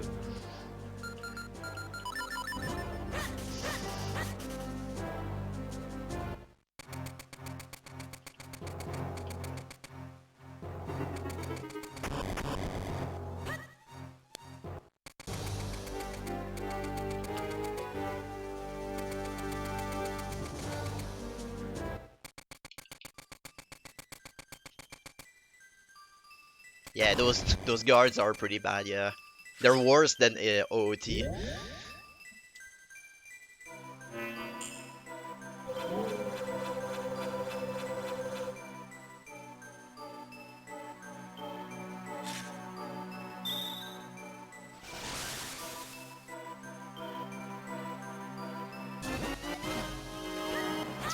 And we have a level 3 sword, so we can have 3 links now.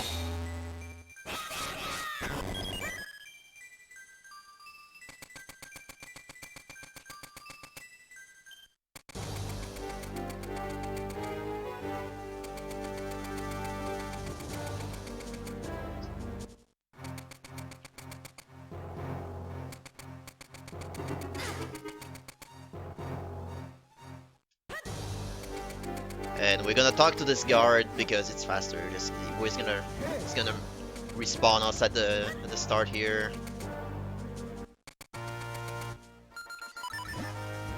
And we go to the not the sanctuary, but the cemetery.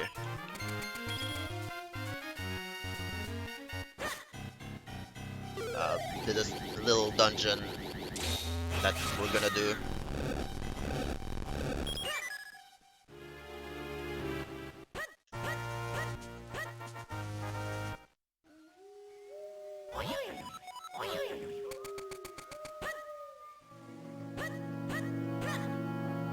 It's pretty spooky though. So there's a little maze there that we're doing. Fortunately, the direction are always the same, so it's kind of like a Lost Woods. Oh, so as long as you go to the same direction every time, it's just always the same. Fortunately, because that would be the pain if there was RNG on that.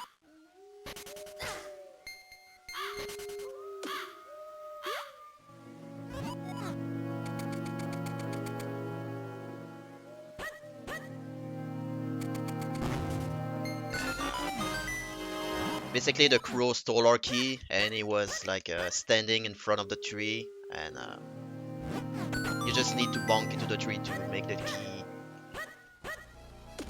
drop. And there's a ghost somewhere here that can troll me. That's okay. That wasn't the real strat, but that's whatever.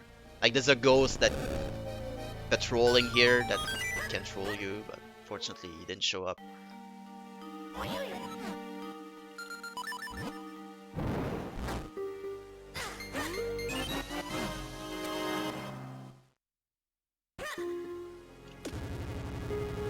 And it's like music from Zelda 1.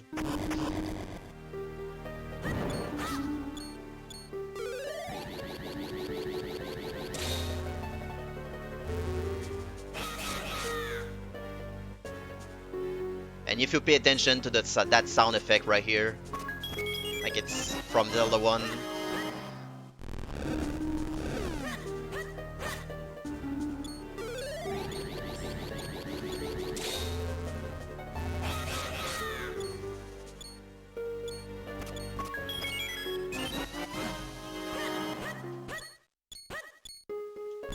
It's kind of like a small tribute to the first Zelda game.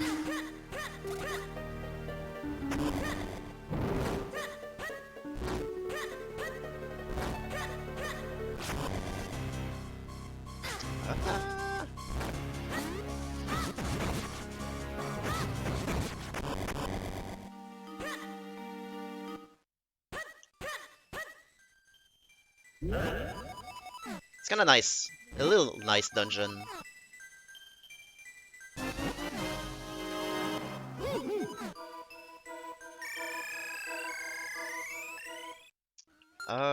This and this, and that's like the ghost that can troll you right here.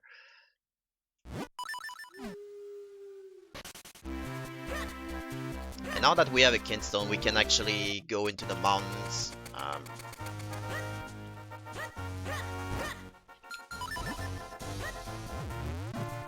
Oops. Redo.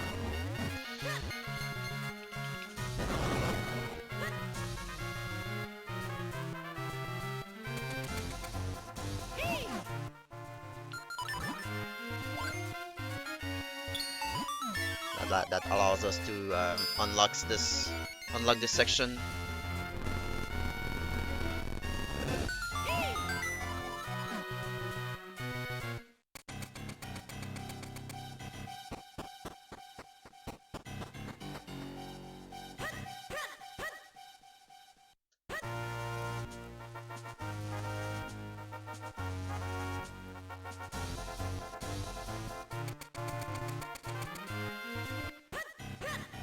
And we're gonna see soon, like, an old friend from a previous Zelda game.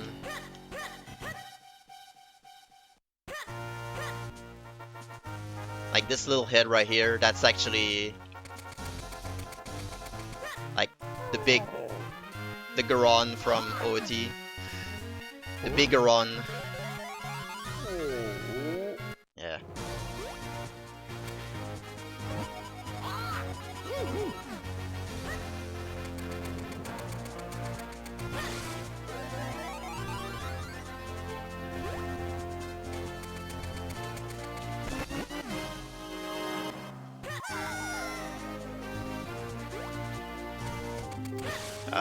Nope, that's not what I wanted to do. Back we go. Yeah.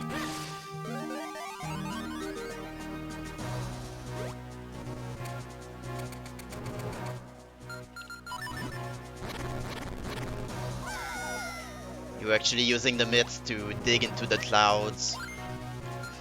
Oops.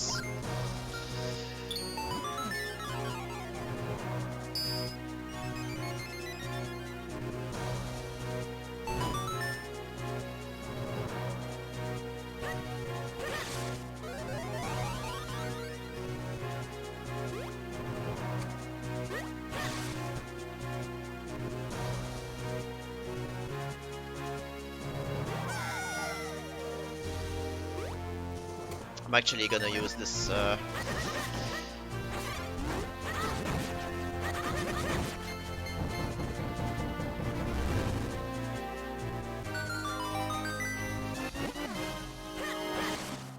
rather equip the cane on these enemies, just in case I cannot kill them when they jump. Like, you can kill them when they jump once. Like, you have enough room to get two hits in there.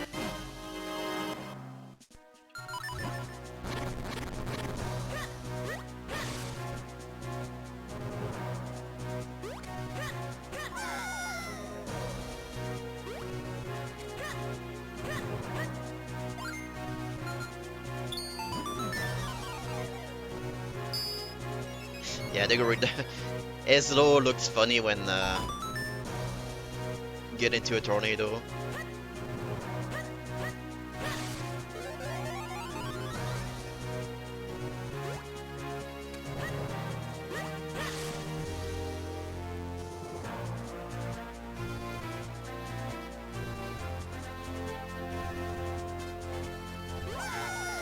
That chest doesn't have like anything special, it's just a keystone. Not even a keystone, I think it's just Kingstone. I think it's just like a shell, like the blue shells.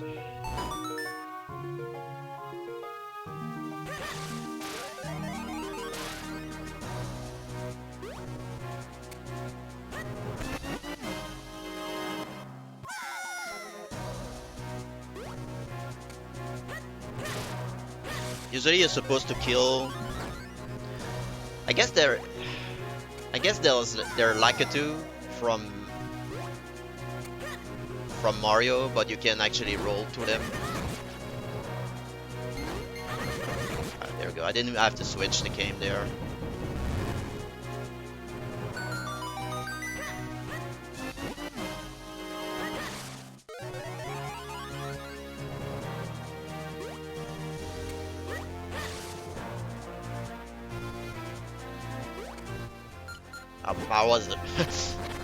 I'm so used to have the cane here that I switch just by muscle memory.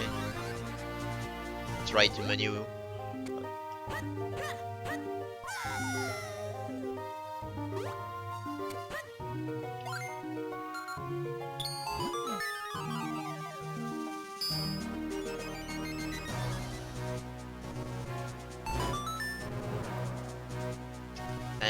now we're just gonna save and quit. So that's gonna put me back at the start of this whole section.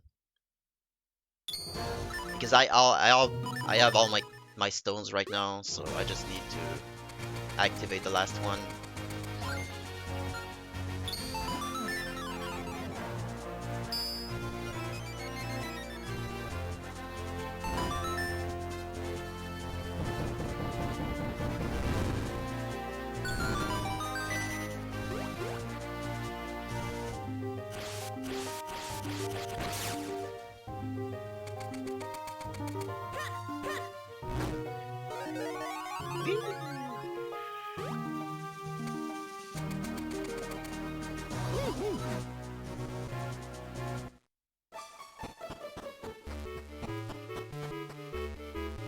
And this is the house where you use the Ocarina Glitch to bypass this NPC right here.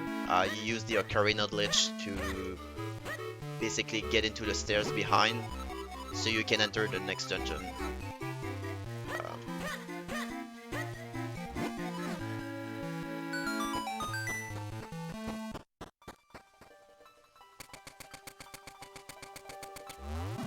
Pick this up.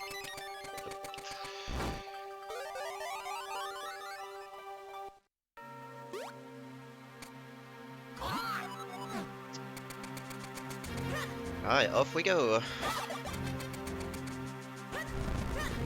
No.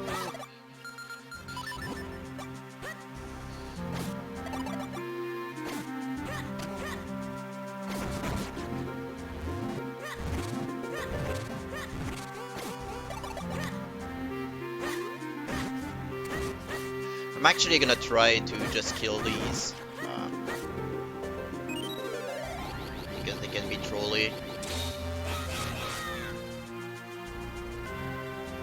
If I take damage, I lose like the clones, so.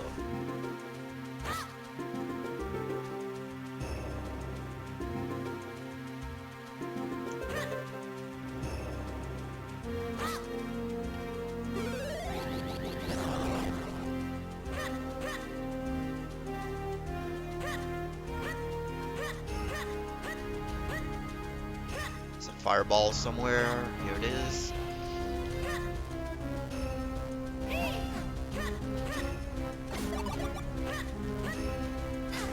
No! Oh, I'm gonna wait. I want to take the least amount of damage on this dungeon.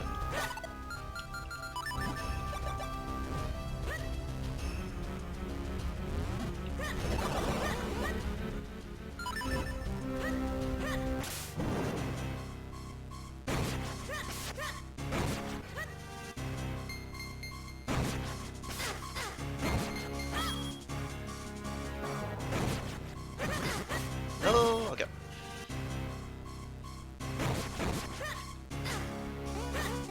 Like there's a strat with bombs on the screen.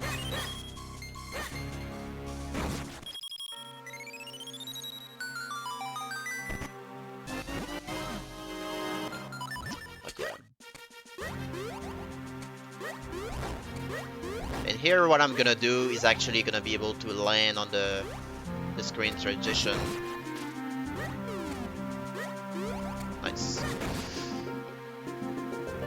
And that little skip right here allows me to skip, like there's a whole section on the right you have to do.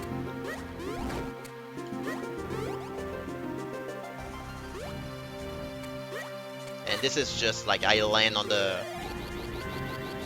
I guess I would say the tile that triggers the screen transition. So using the cape, I can get there before it's intended. It's not really a glitch, it's just...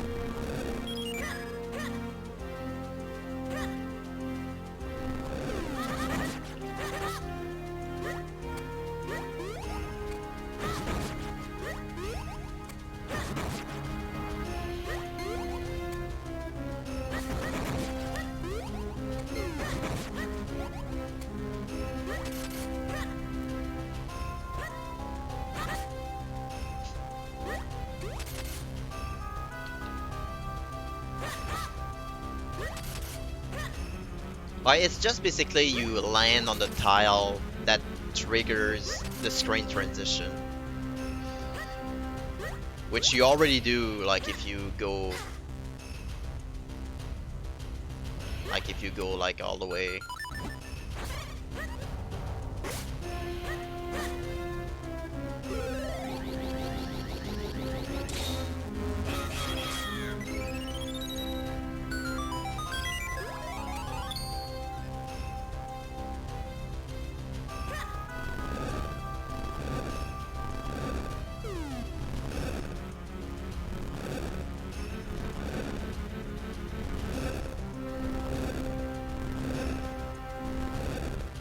A little puzzle here.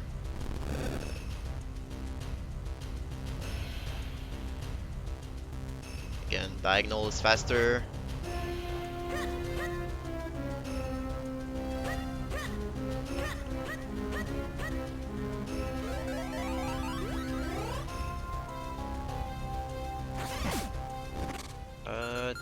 This. Nice bat.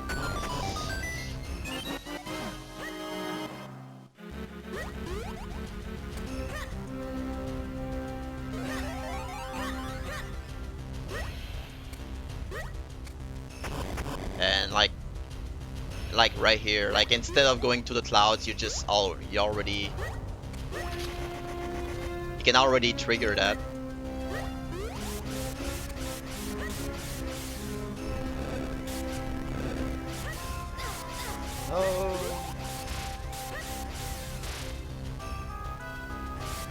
I can actually use the boots here to skip a cycle. But then again, I took damage, so that wouldn't make a difference anyway. I tried to minimize the damage taken, but...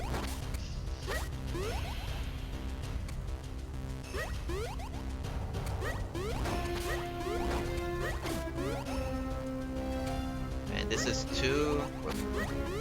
1 and 2.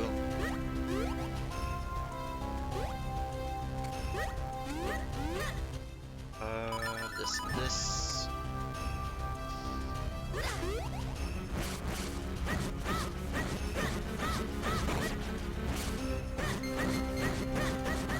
Nice.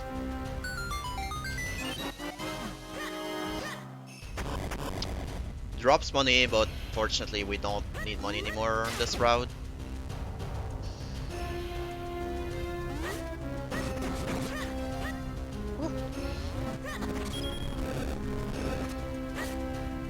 What's cool about the skeletons, you can kill them like using a slash and a poke, so you just need to hold the button. Let's see if I can get a health here.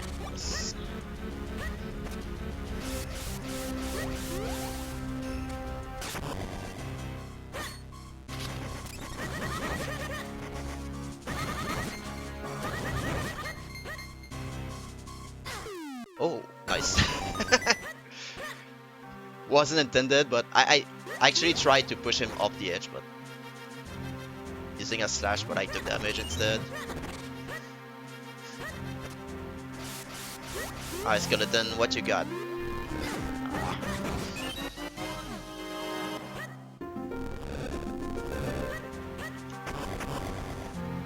Like that skeleton is actually going through the block. Not, yeah, I don't think it's supposed to happen, but whatever. Because I pushed the block and it's like...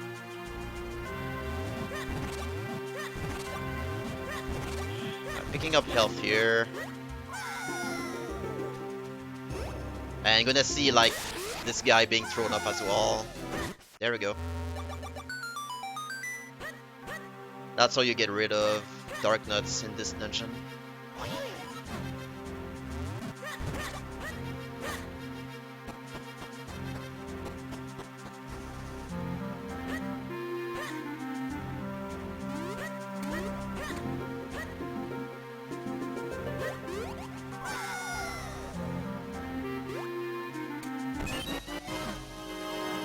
Fortunately, this game, when you drop into a hole, you don't take damage if there's something above your head. it's not like ALTTP.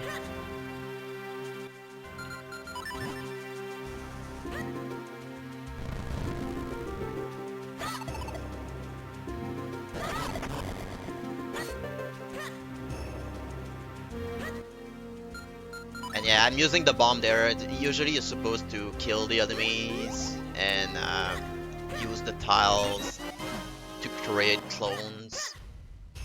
And at the switch, like, you're supposed to hit those. But yeah.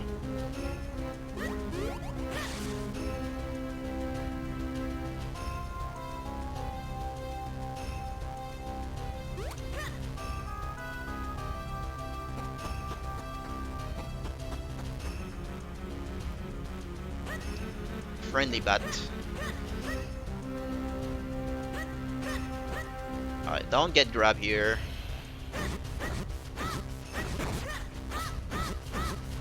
Alright.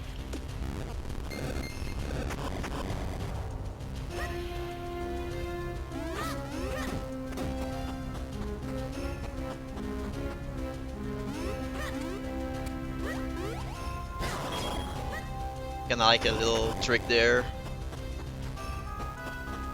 You're supposed to actually kill that rock using an arrow. I actually need a bomb here, so I'm gonna blow this rock, pick this up, go back here. There we go.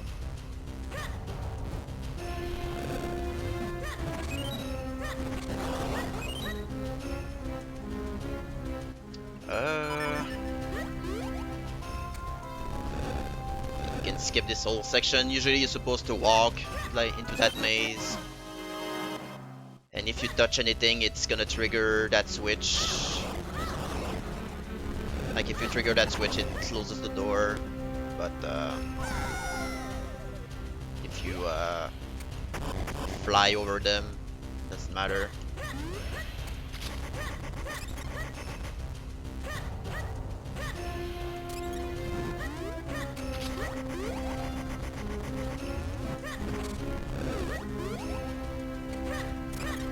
It's 5, 1, 2, 3, 4, and 5.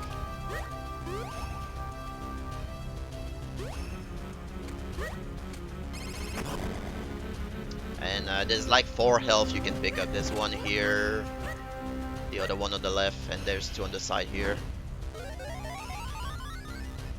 In case you need that.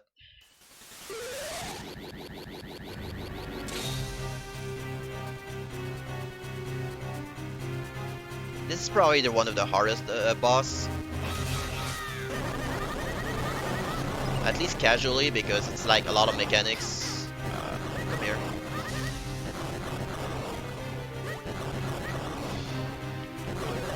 But there's a lot of stuff going on.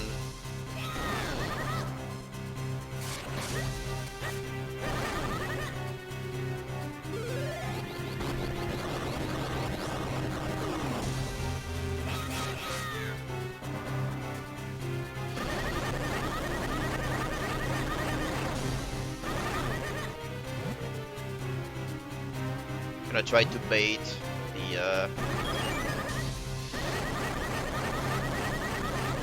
no, so close.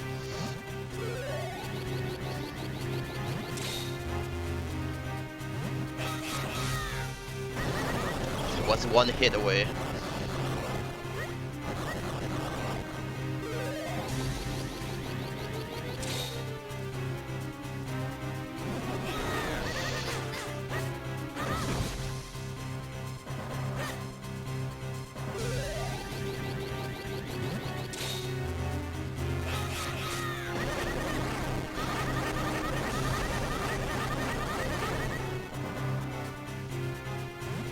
Let's see if I can drag this on a little bit. Nice.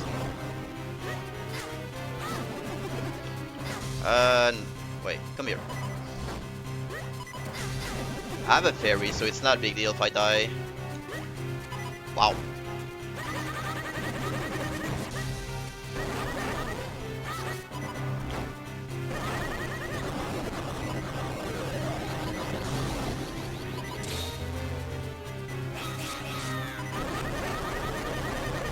And he's dead.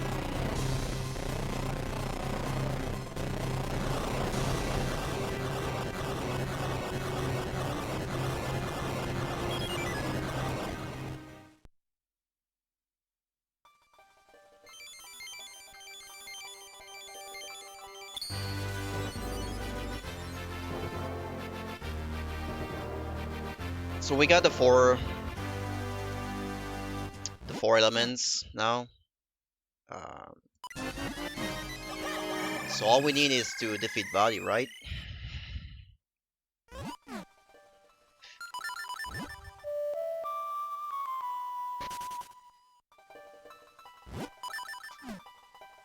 So go back to Hyrule Castle to forge our four swords into. Well, I guess it's not four swords yet. It's only once the four elements are into the sword that it's called the four swords, I think.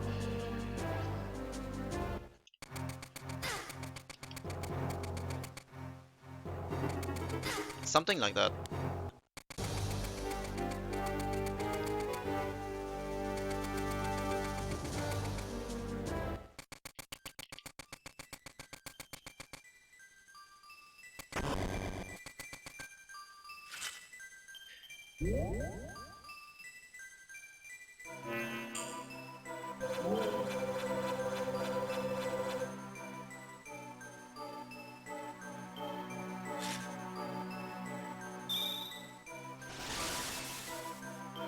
Yeah, I think that this version of the sword is called a four sword. I don't know what's the other version though. But it's kind of, I call it a four sword regardless.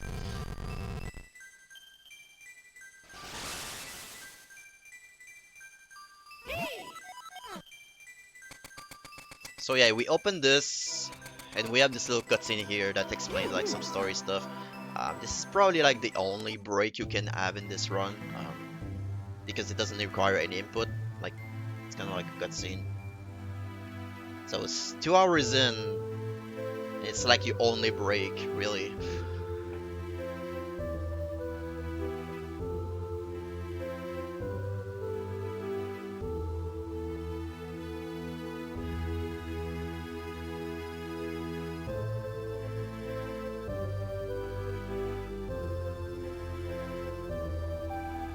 No, I did not reset.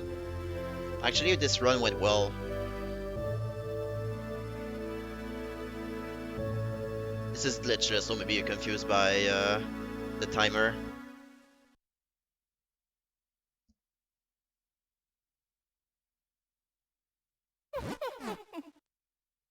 But our boy, Body,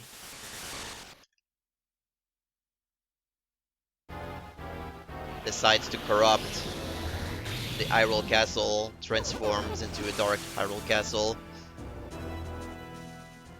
and basically everyone is now like petrified.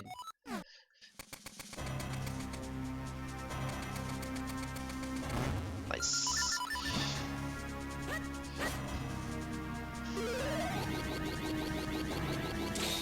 So now we can have three clones, which is a total of 4. And what happened? Everyone is petrified, and the castle is definitely not the same.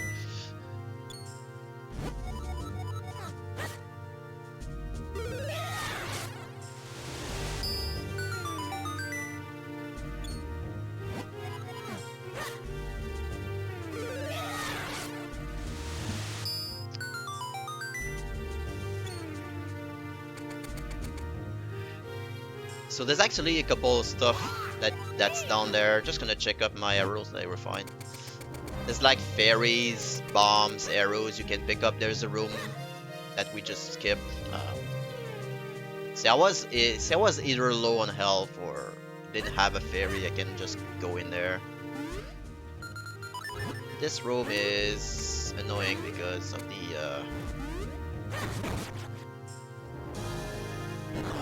Like if I get hit by one of these, I won't be able to use a sword or anything, and I won't be able to transform into a Minish here. And I have to wait until the debuff is gone.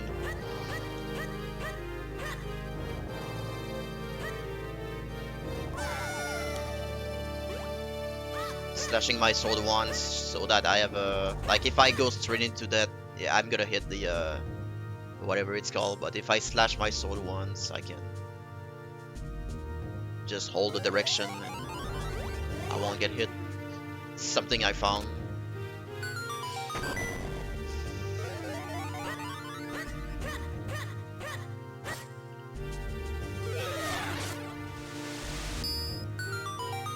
So yeah, now we quote-unquote rescue the king, and he's gonna give me a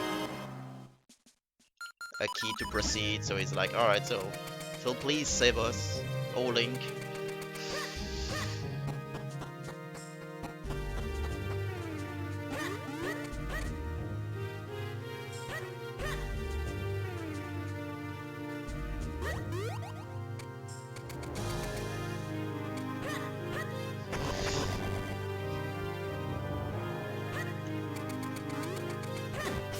That's a good question, Shady.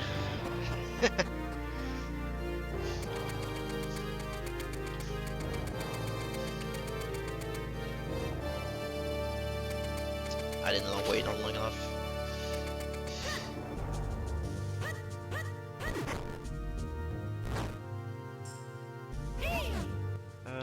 This... Like, there's a strat with bombs on the screen.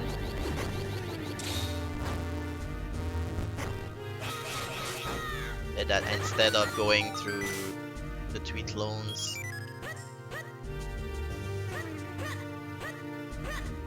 you can hit the 4 rocks basically at the same time using a bomb.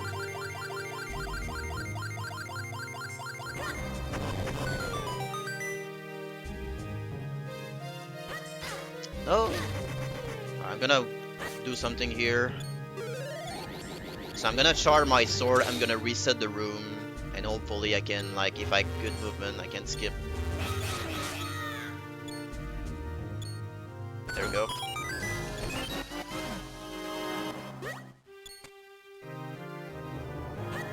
Like I can go straight to the switches. Also, I should have the boots right now.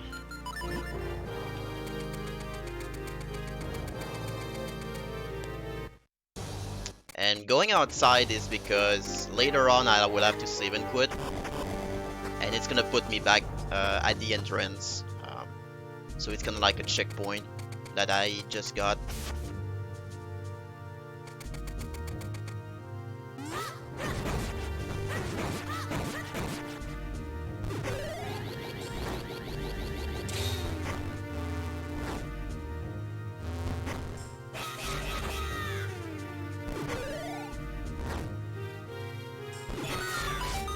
And yesterday I learned that facing upwards is actually making that trick work. If you face downwards, it's not working for some reason.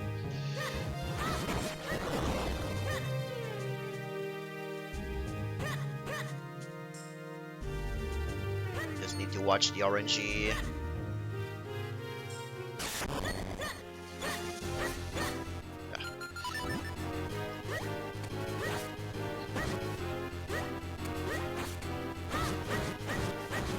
It's not really what I wanted, but that works.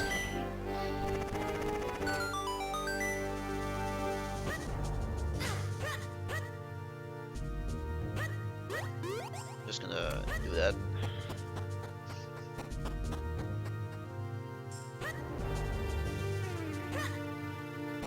Mini model rooms.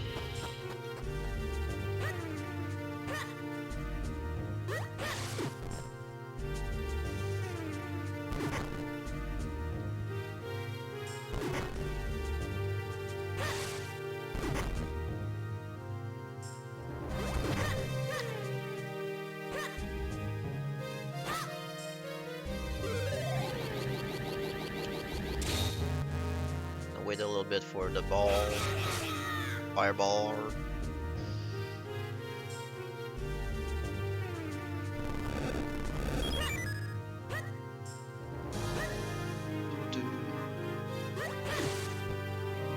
There's a lot of tornadoes you can actually skip on this screen. That's not really required.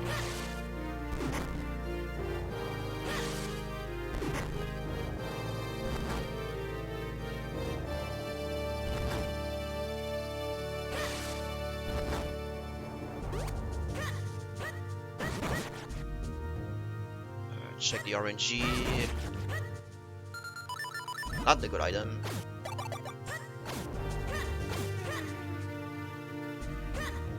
And here you're supposed to use the clones, but if you do that, you're good to go.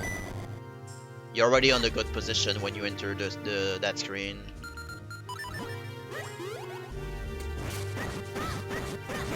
Nice. I'm gonna get portal, right?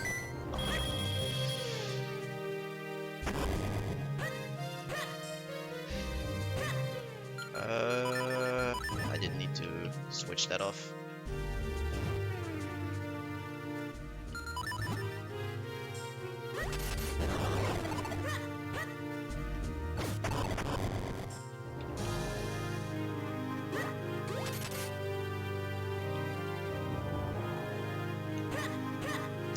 Grabbing this just be on the safe side.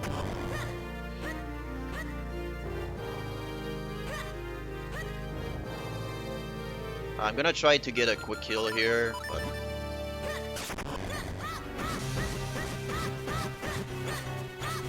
oh, missing one slash. Okay.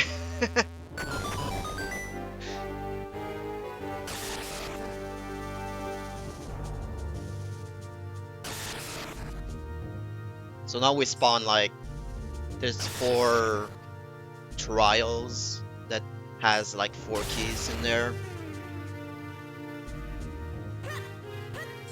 So we need to actually get those 4 keys to proceed.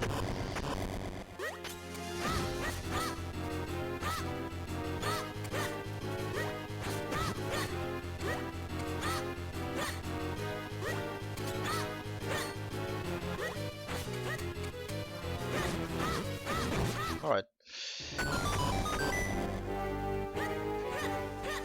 Alright, this trial is like the worst.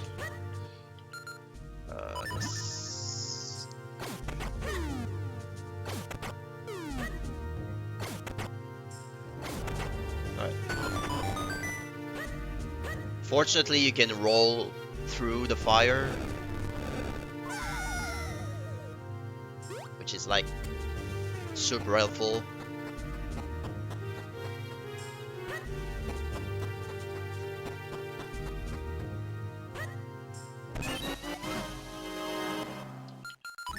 And saving and quitting. This is gonna allow us to respawn at the start of this this palace or Hyrule Castle.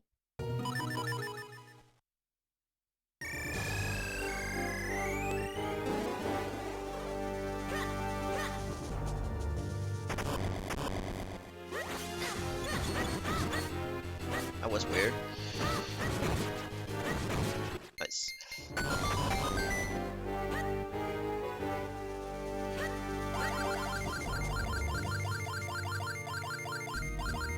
A little puzzle here. And there's like only real ghost here, this one. Just need to kill it and the rest disappears. Like if you hit the ghost, you can see like the sprite flickers differently. So that's how you know.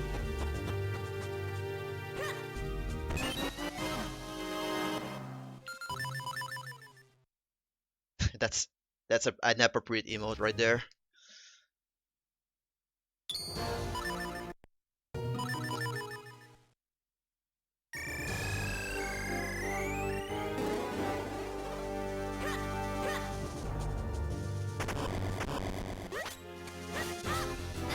No.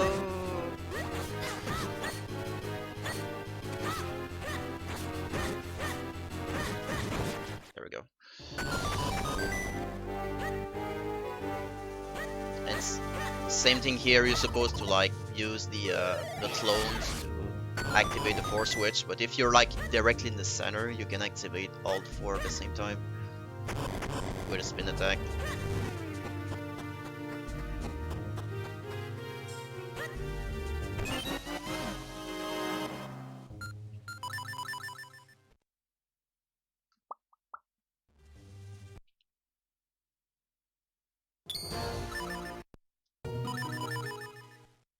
And up to the last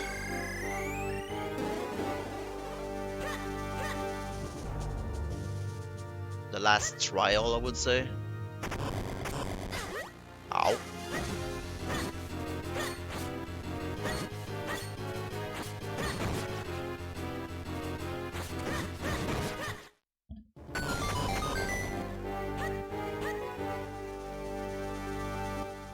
There's fire.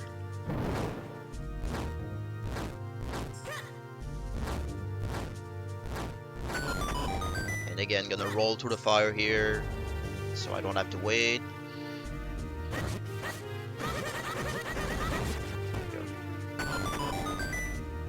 Rooms like that with the ghosts can go out of control real fast. Like if you get grabbed,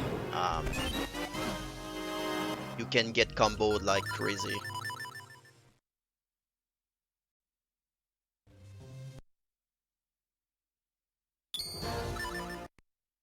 Ah, now we have the four keys. Just need to unlock. I'm gonna grab these health actually.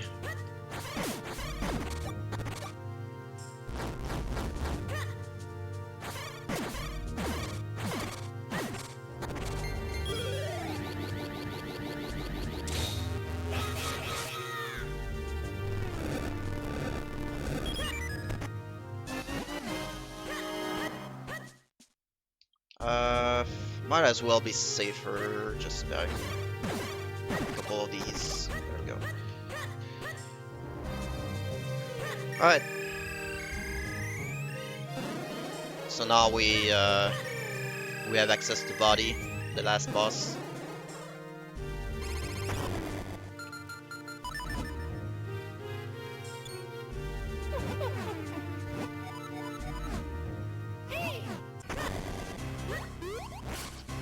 This guy, we can just skip him.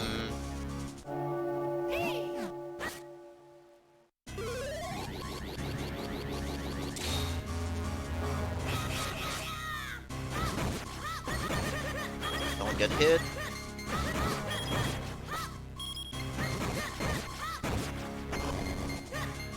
And this is probably the hardest fight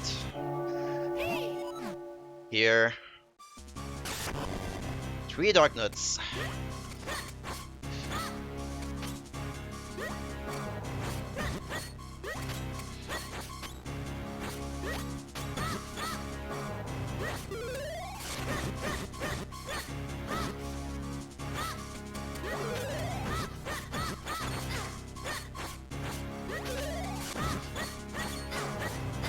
Ah.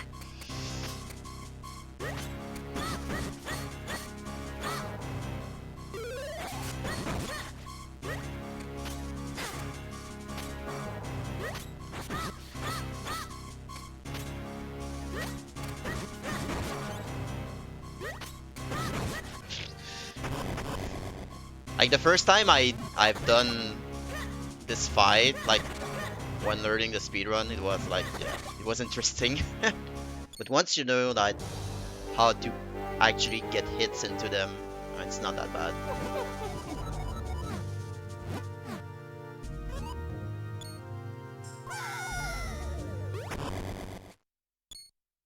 Oh, Vadi 1 is pretty straightforward. You kill the eyes and you hit the boss at the center. And you're gonna use the gust jar. That will well, you'll see. Like not this phase, but not the next one as well.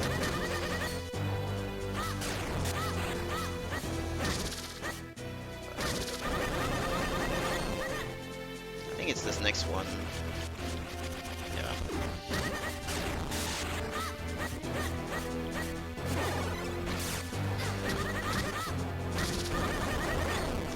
Like right now, I I'm trying to.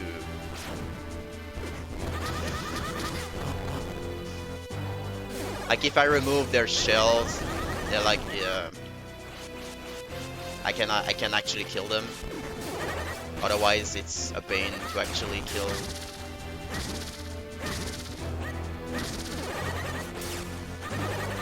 And this guy is kind of like Ganon. He has warps.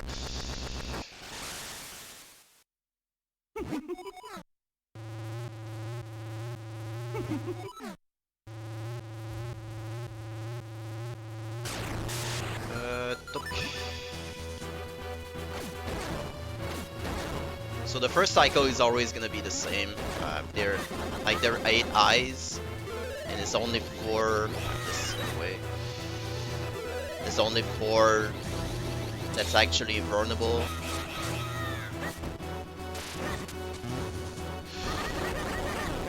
I don't think that's good, but.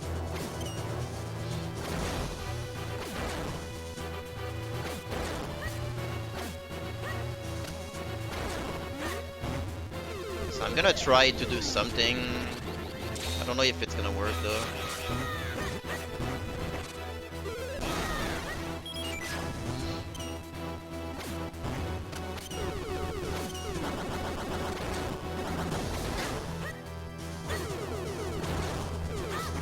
Like if you do a spin attack with the 4 Minish, you can actually skip a full cycle of this boss.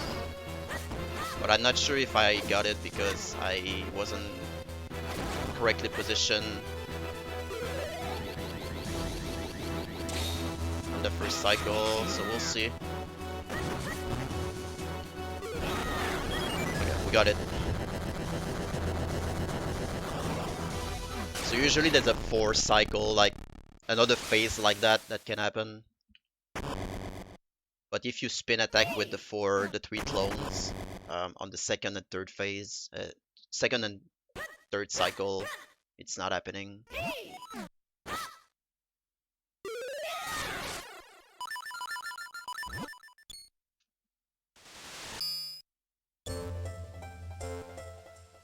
It's kind of like an underflow something, like the way the spin attack works.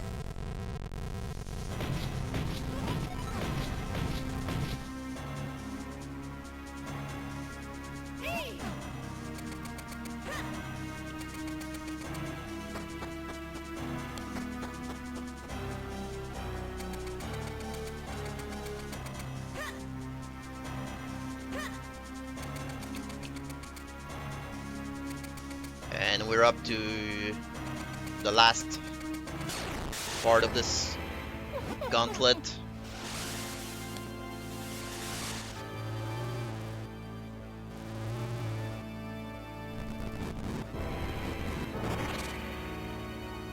We're gonna move the boss a little bit here.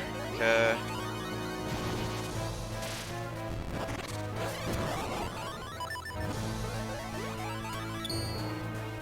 So once you stand, if you stand on the portal, you're actually immune to damage.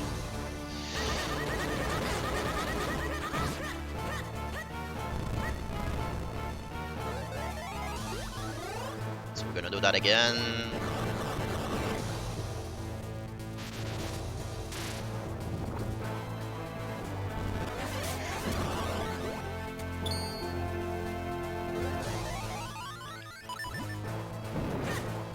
Where are you? There we go. Like you can see the eye is redder, it's different from the others. So that's how you know. Alright, this phase is just basically, if I don't mess this up, it should be...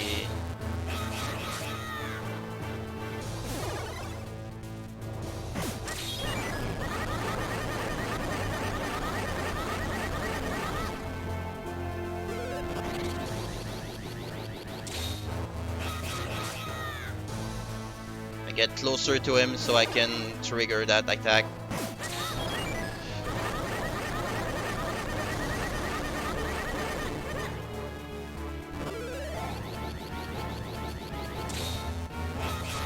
Again, doing the same thing.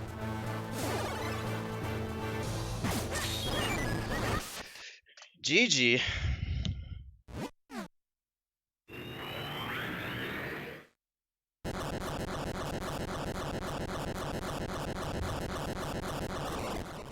That's actually a PB.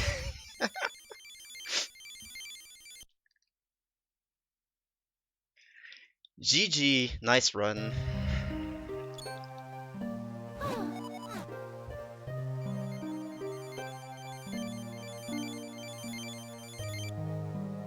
Yeah, my PB is 130. 39? It's kind of like a minute plus PB.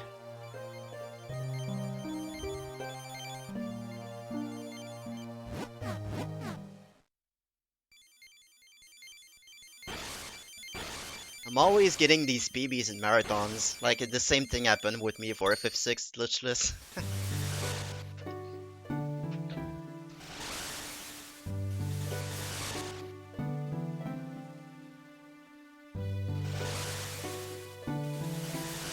Yeah, the run went pretty well. Like, no complaints really.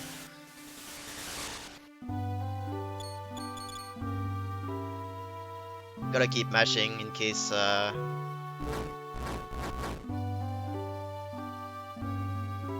something JRTA. But yeah, that was a good run actually. Like, no, nothing really went wrong. I went safe a couple of places. Like, I picked up hearts everywhere, so that no game overs happen.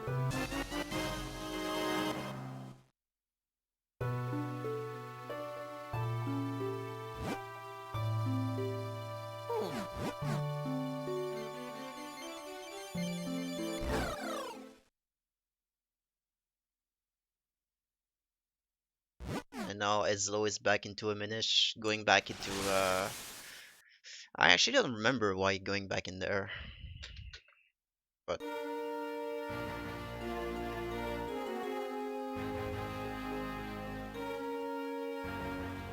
so yeah, it was Minish cap, the Minish cap, 20% glitchless.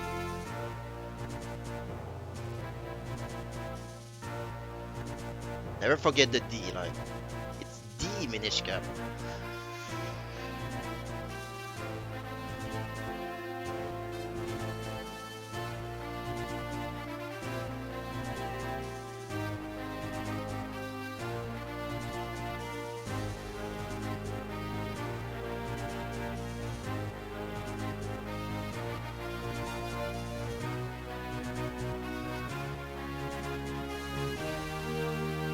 Yeah, we push the schedule. I guess I can do something like while I know the next run is like in 25 minutes.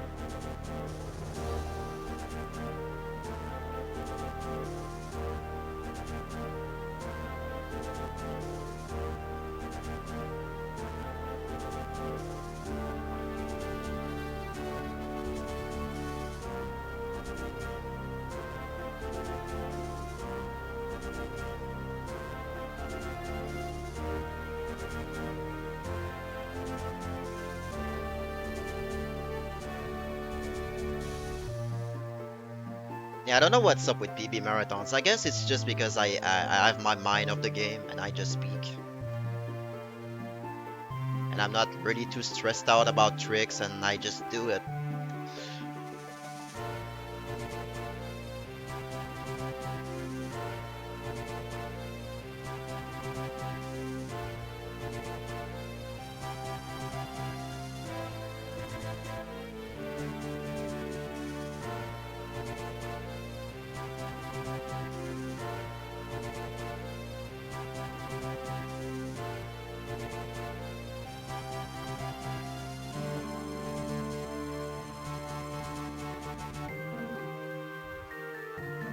Don't know be mean to train.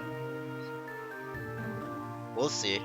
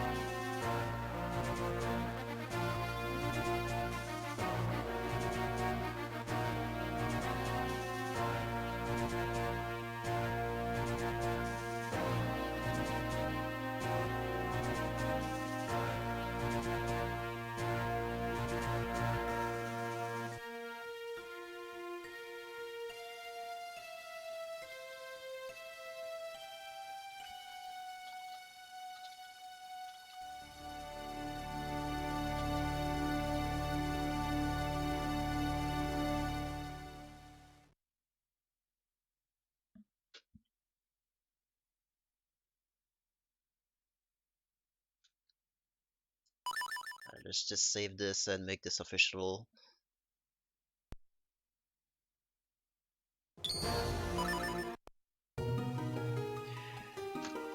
Alright, so we're a little further up the schedule here.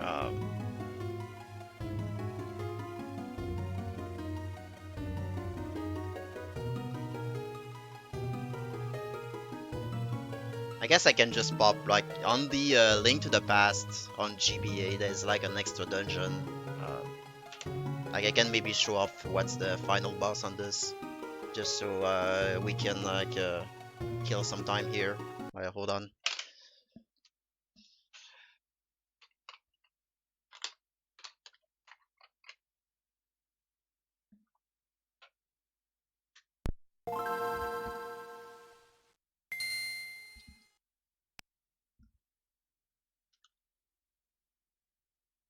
Extra dungeon. Like there's an extra dungeon in this game that's like it's called the Four Swords Adventure. So Four Swords.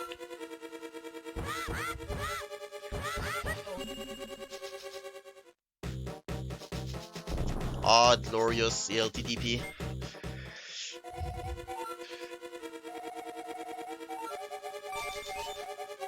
I guess I can just show off what's the final boss of this dungeon. Like there's a couple of rooms, like there's no map in this dungeon actually. Like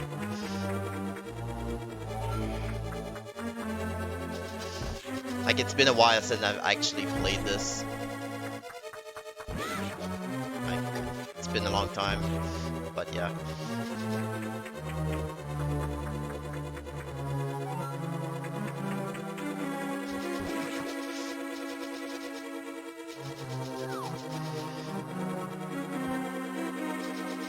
Nice.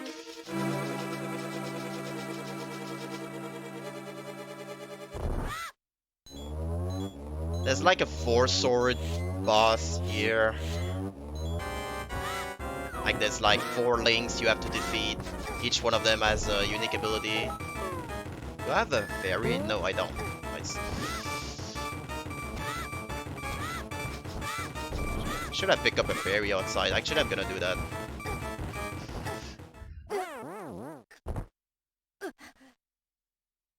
Redo. Now saving. I'm gonna pick up a fairy outside.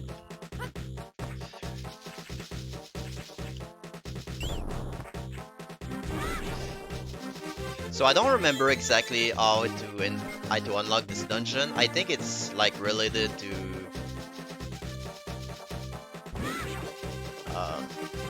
like beating the game. Like there's a side game on this card that's called Four Swords. So I think you have to beat that to unlock this dungeon.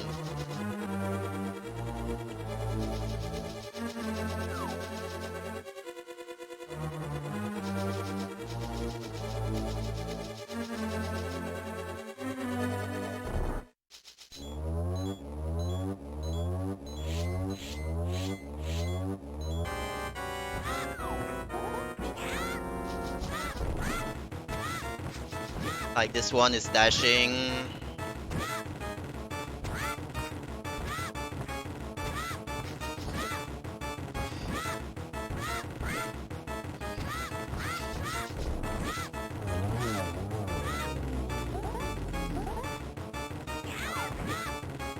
I think this one is doing Quake and dashing.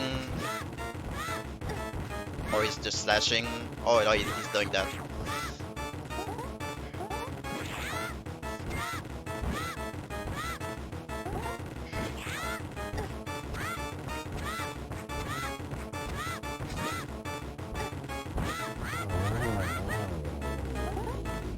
one.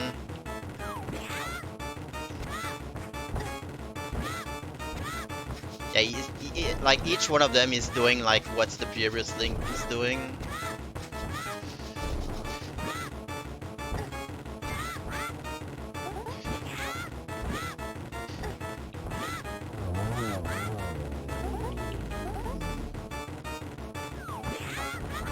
I think you can actually. But can you? Oh, what a cheater! Oh wait, I remember. All right.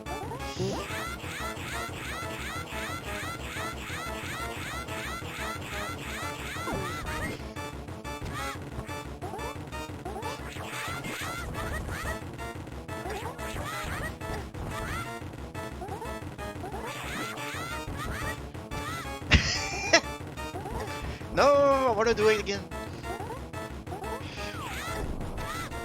Get out of here.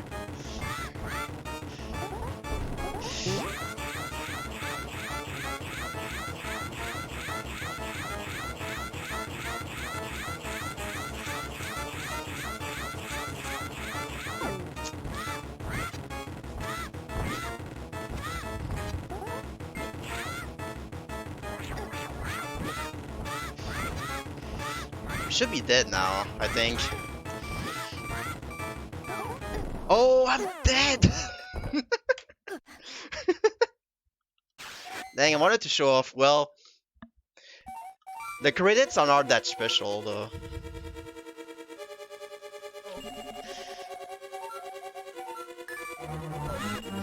How much time we have left? Yeah, we have time again. Let's try again. Like, we have time to kill anyway.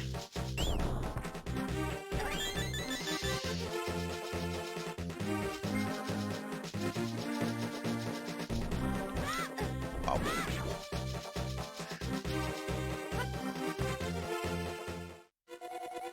Alright, no more messing around. Nice.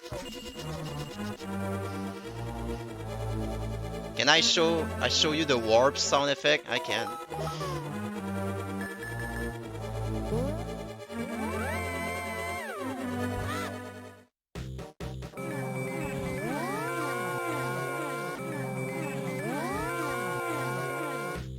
Oh yeah.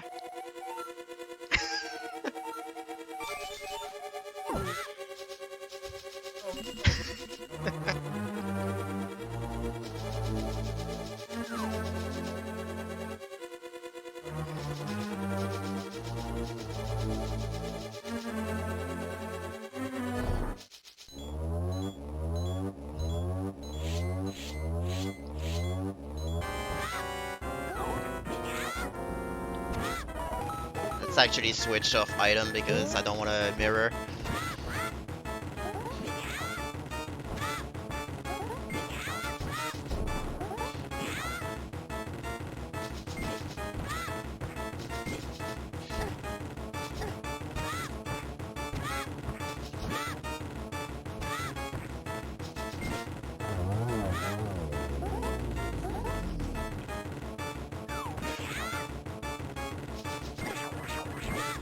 That hurts.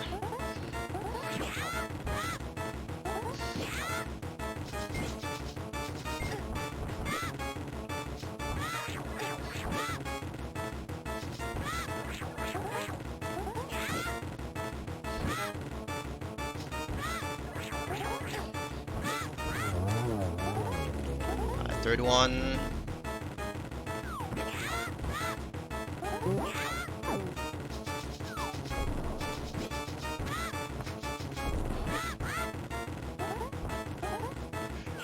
No.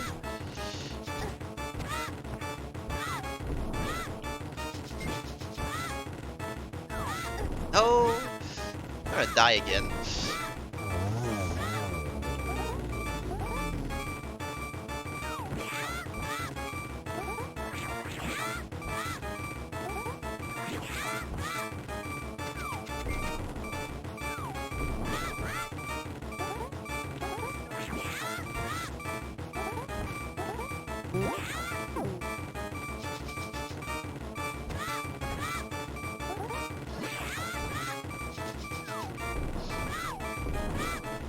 was close.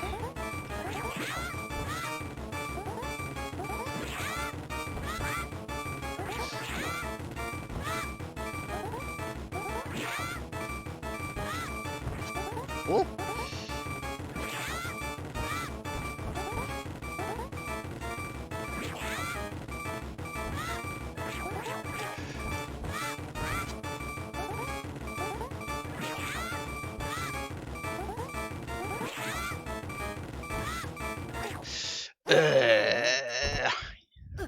I was so close, dude.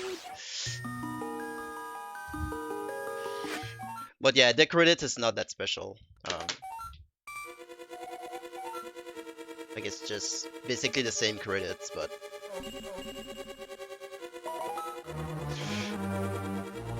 all right. So I'm gonna transition to I don't. Let's see.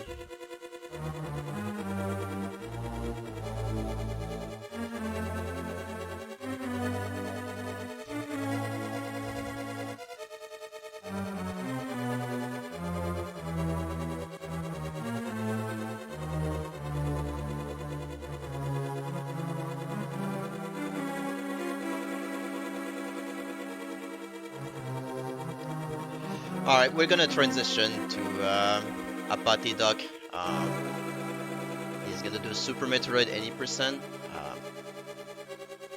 I don't think you need introduction for Super Metroid, so we're gonna cut the stream a little bit, and we gonna have a Patty coming up. So hang tight.